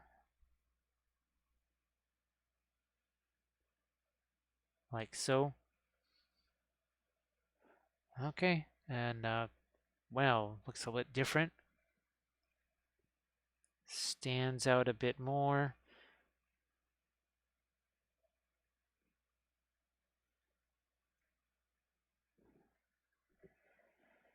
I'll use the same, almost a light, very light greenish gray on whatever this is on top of his head. I don't really think it's hair, but not sure.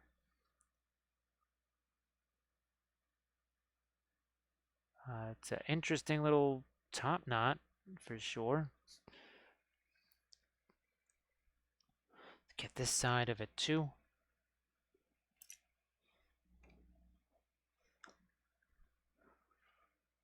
A little bit here.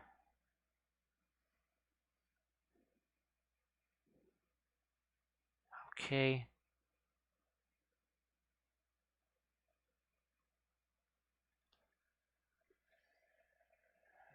What about down here?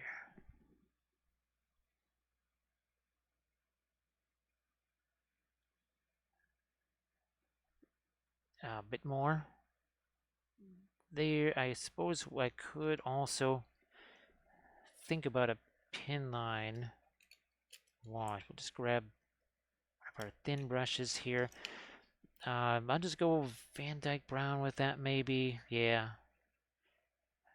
Again, every color, it's a different amount of thinner that's going to make it into a pin line wash. And the idea is, hopefully, that's thin enough. So when I touch it, now see it's not quite thin enough. Put a little more thinner in there, and there we go. Talk about surface tension. You can see it flows everywhere, and even flows uphill, which is pretty wild when that happens.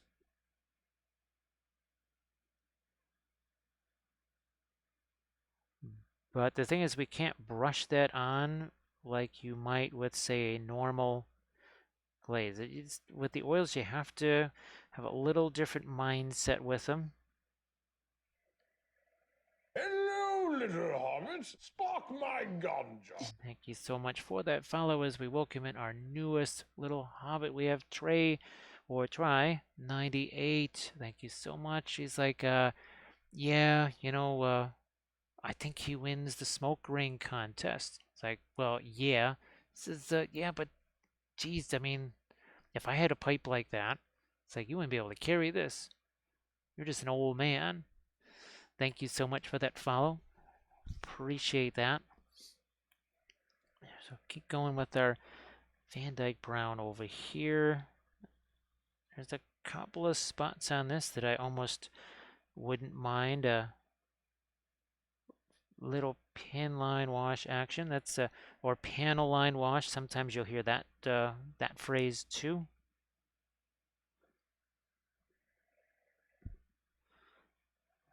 Over here, yeah.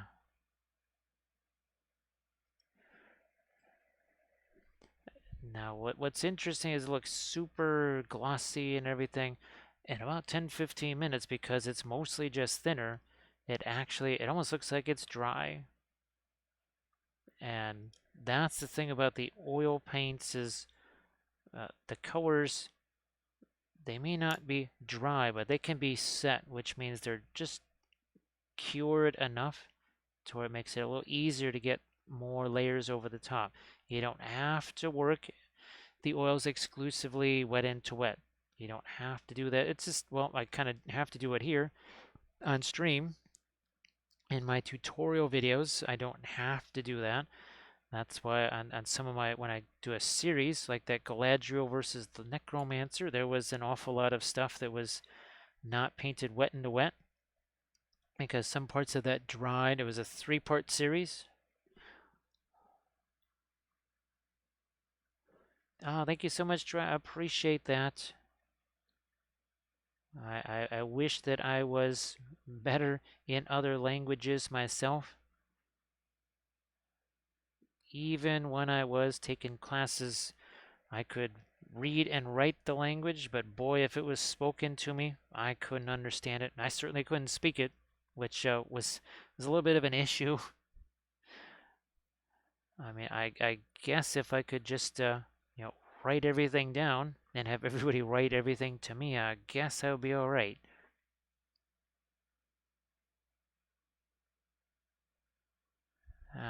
That's little extra bit of edge contrast there, and so you can see while we're using many of the same color. Now we didn't have the phthalo green here. This is the cobalt blue that we used. So I think you can kind of see how you don't necessarily have to have a certain color, right? You can kind of work around that a little bit. Now back to the almost a pin line wash here, because that needs to be darker. So, oh yeah, there's another spot right here. Don't need to do that on this side. Somehow I was okay on that side. Get rid of that hair on the brush.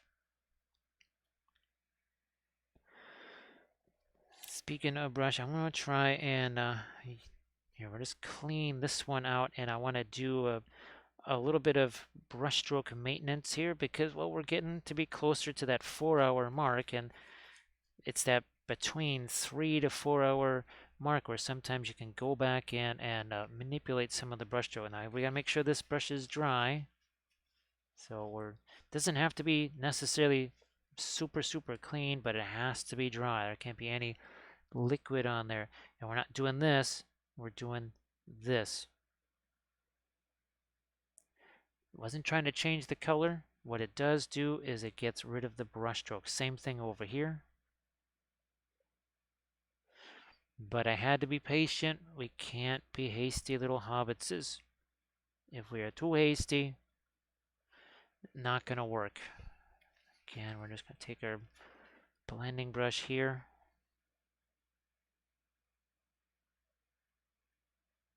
Like so. Now, there's an edge right along here. That's a little bit too much of a hard edge. I'm gonna see if I can't take this. Do a little bit of stippling. See how it took the edge away? That just slightly. That's all I needed. Just take that edge off a little bit.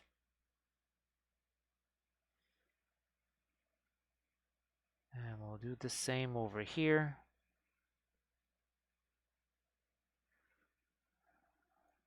Like so.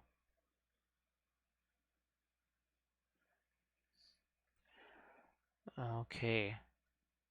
And we got to do the same now with the purples, I think. Some of these violets.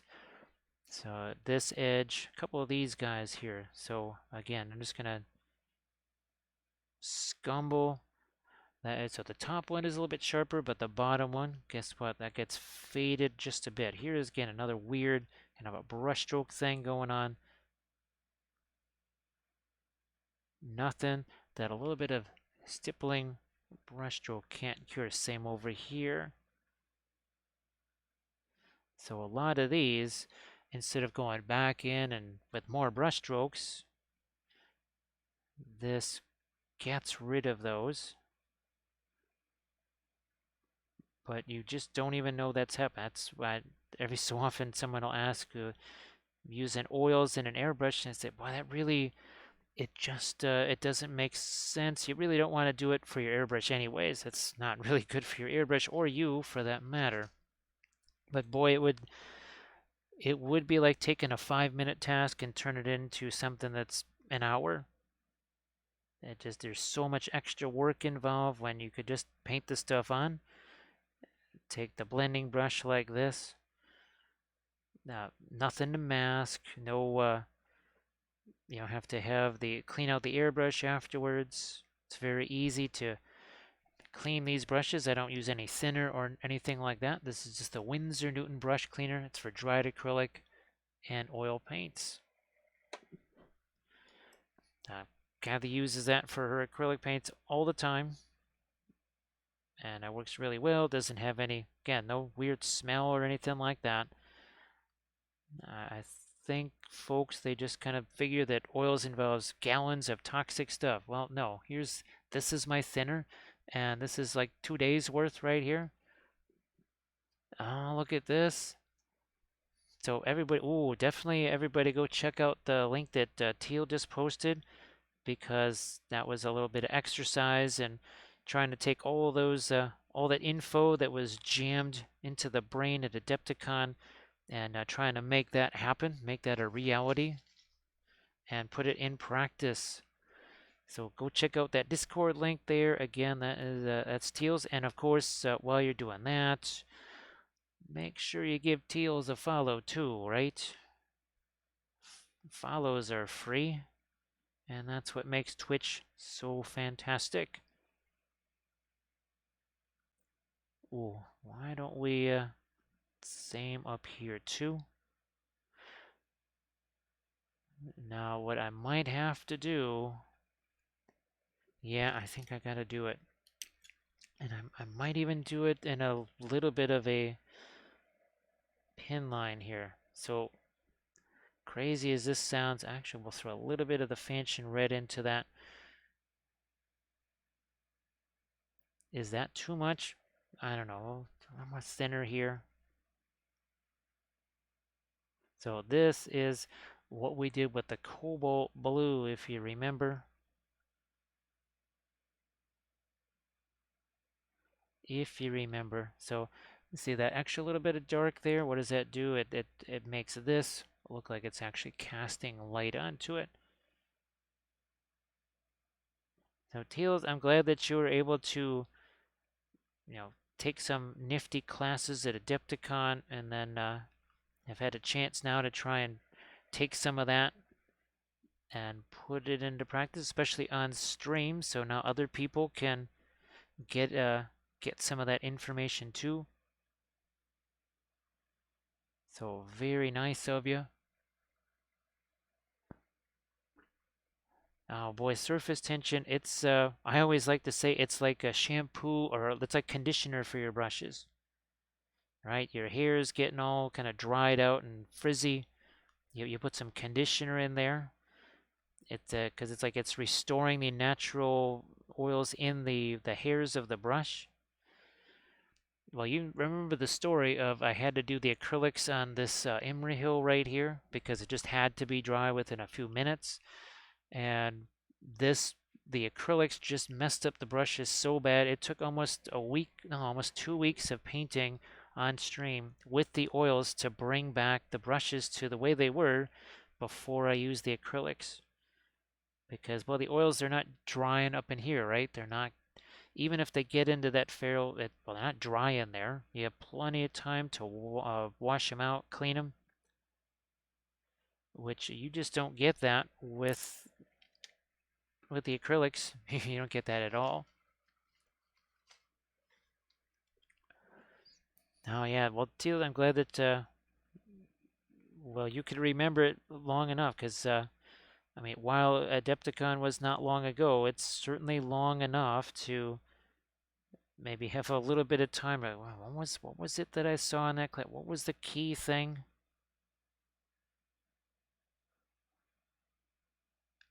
I know that's why I try as best as I can to have some sort of a video to go along with the class. Maybe it's not the exact same thing, but at least it gives them something. Now this was definitely the classroom miniature, and we did a video on this because I just, well, again, with Adepticon and my voice, you never quite know how that's going to play out. But my goodness, every time I try to use the acrylics, it's almost like I can just watch the paint destroying the brush. It's that bad. Well, now, Teals, ultimately, how many classes did you have while you were there? I know you were doing some, I think you did some late night ones. You also did some really long ones too, if I remember.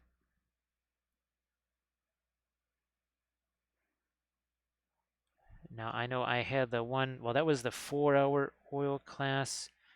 I think what I'll maybe do is have 2 4-hour classes. We just have more time. The 2-hour thing, that just ain't enough time. There's not enough time to get stuff done.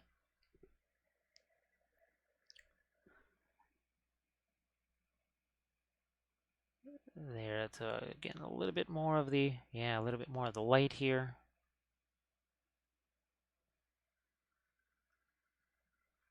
All right, well, surface tension, you have yourself a good one. Thanks for dropping by, and if everybody again could please give surface tension that follow, that would be sensational.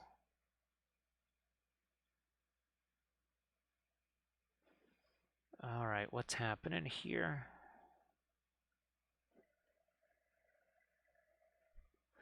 Yep, that also needs to be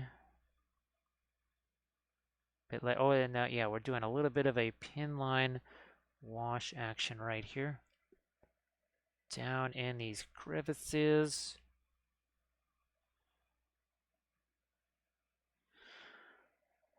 I can't just go with the white there, but if we're gonna have all this glow here, we can't have that just be dark there, so we're gonna sneak in a little bit of our lighter color, but I could still, even there, mix that. Very, very important.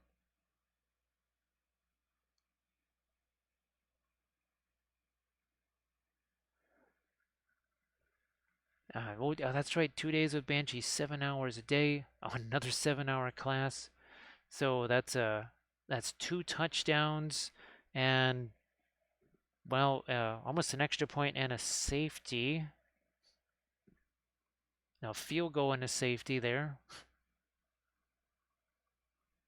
Now that's several touchdowns. That's a lot of that's a lot of hits there. That's a lot of tackles.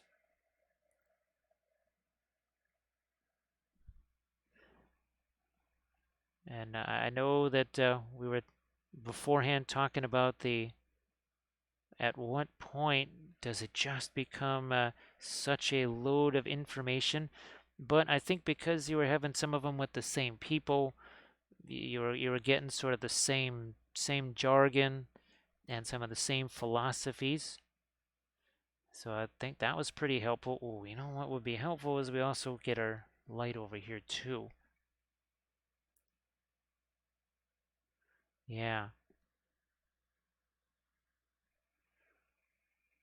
Maybe a smidge of light along the edge of that. I think that leading edge should also catch a bit. These, gosh, can you even see those? I guess if I move it this way, you can sort of see that. I don't know, I gotta figure out something with those. We'll just use this Prussian blue here. Keep it simple. Maybe these two Prussian blue and then the other one's turquoise. I don't know, again, we'll keep that pretty simple, just mostly the Prussian blue there.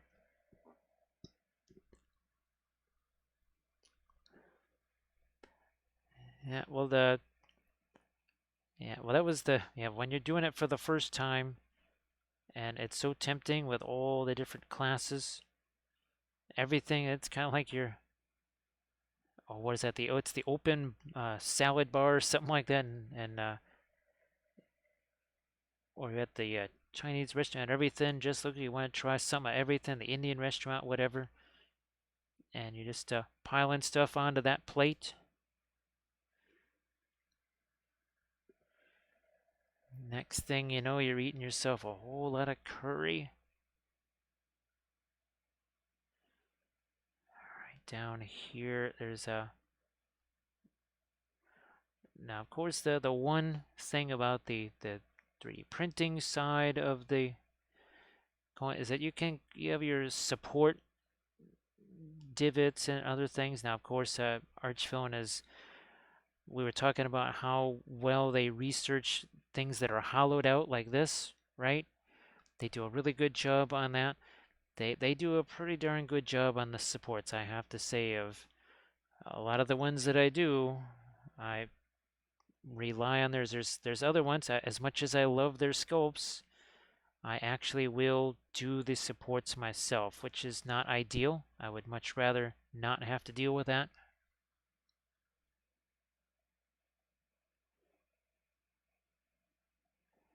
Now, teal is so let's say you do half the amount of classes.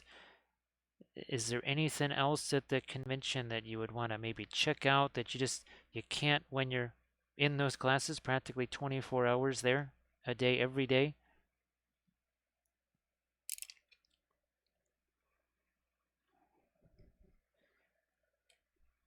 Nah. No, I got one of my blending brushes here that does have. Let's see if I can get quinacridone magenta with some of the Egyptian violet on it to tone some of that down here. Now, and then you thought that was a taking it easy. It's always interesting to see. Well, usually by even Saturdays, sometimes that 1,000-mile stare of the person that's just had too many classes in too short a time. And you can tell that that brain is just absolutely overloaded. That was why I thought the Sunday class that I was teaching was not going to have many folks. And lo and behold, it was not just full. There might have even been people waiting outside the door. Because that was certainly the case with the oil painting class. There was folks standing outside that door. I'd never seen anything like that. All right, here again with a little bit of the brush stroke maintenance here again, where I see an area here like that. And I'll just take that brush and just pull that up. Same thing here. See, we got that little bit of lighter phthalo green. We just same over here. See, we just kind of took that color and almost pushed it across. That is why with the oils, the miniature, that's your palette. Your palette is literally just a color storage device and not much else.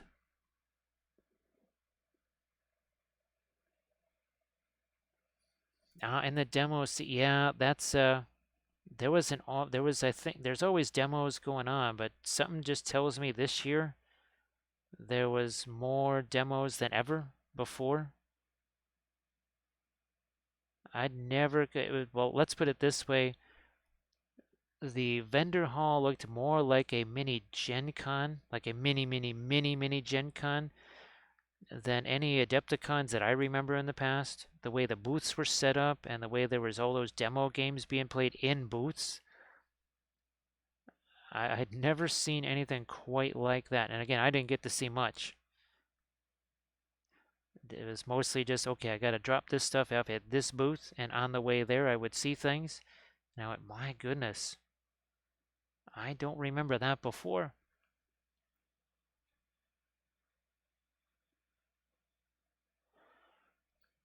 So, oh, here, let's pull this over this way just a bit, and that's also another hard edge that I'm just going to try and get some control over of this too. See, there's just that blob of lighter color there. I'm going to try and push that over here, pull it this way. And so we just quite literally place the color on the miniature and then move it around afterwards. This is why we don't hashtag no layers, right? Hashtag no layers. Yeah, Teals, well, it was great to just get a chance to sit down and talk with you. Was that like a late Saturday, I think it was? It's either late, must have been late Saturday, I think. So it was great to have you over there. I think it was Armored Wolf and you and I, and then a couple other folks too, hanging out and chatting.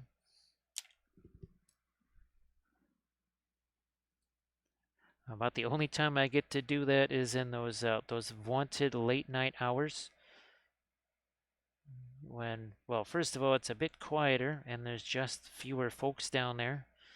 Although those classes run pretty late. I think the last class used to end at, I don't know, I want to say 10:30 or something, maybe 11.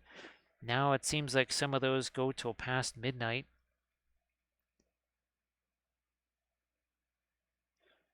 All right. Let me see if I can get just a couple of smidges of this extra light here on some of these little rings. Maybe a little lighter here. That's actually reasonably thick paint that I just put on there, believe it or not.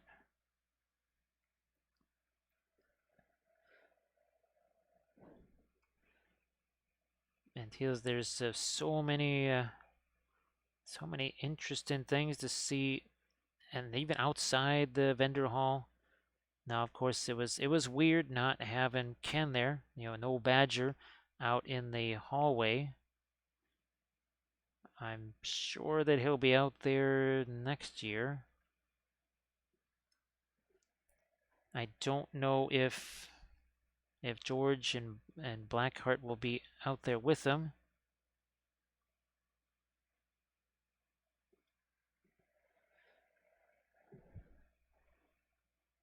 A couple more lights just on these, so they're a little bit larger than the circles on the other guy.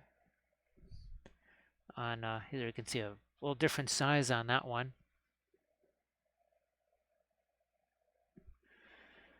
Now on these guys, let me see if I can. They look like little houses. Okay, I think that's just enough. I think that gives them a little bit of a glint there.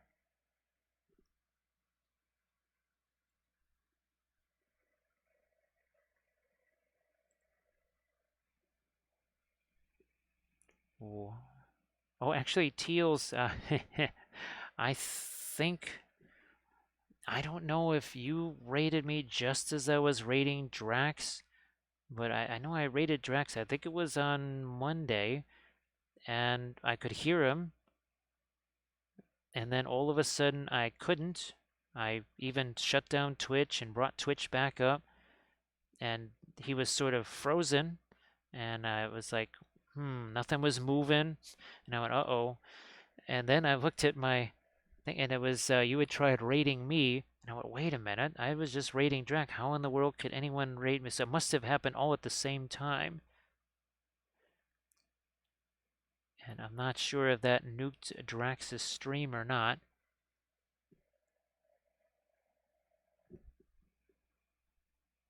And I don't even think I noticed that until when I went to bring up, actually shut down Streamlabs.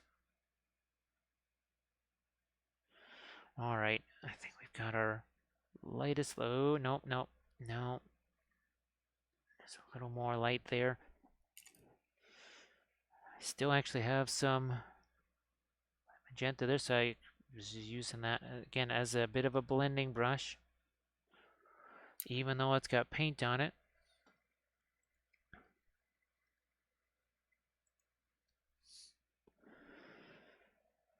Back to this lightest light here.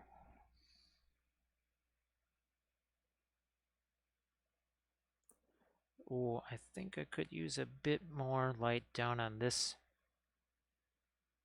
edge just to make that look a little sharper.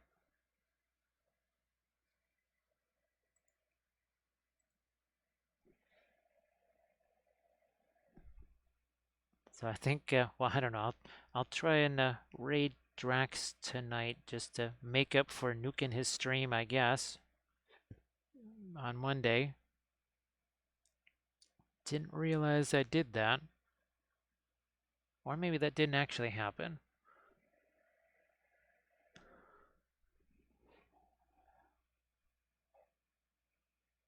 Because, well, actually, it's getting to be almost 2 in the morning, and I have to upload that video yet. And we've got this got pretty far along in our 4-hour stream, right? And he's a good companion here to this guy. There he is. Look at that. These guys are so much fun. They are so hilarious here. So I do also want to say thanks to, well, all of the folks that have done the follow thing and done the bitses and the cheers and the subs. That's fantastic. We really appreciate that because, well, especially right now, definitely appreciate it. And thanks to all the folks that rate it, like Teals. So everybody give Teals a follow for sure. And thanks to Armored Wolf for doing all the moderation, all that good stuff. And my hope is that I'll be able to do my usual Friday stream. Again, it might start at a different time, but hopefully going to do that. And then Saturday, it's if we do this one on Friday, then Saturday, hopefully it might be some Song of Ice and Fire. Okay. Yeah, I wonder if that's what just sort of threw things for a bit of a loop, so to speak. All right, one last little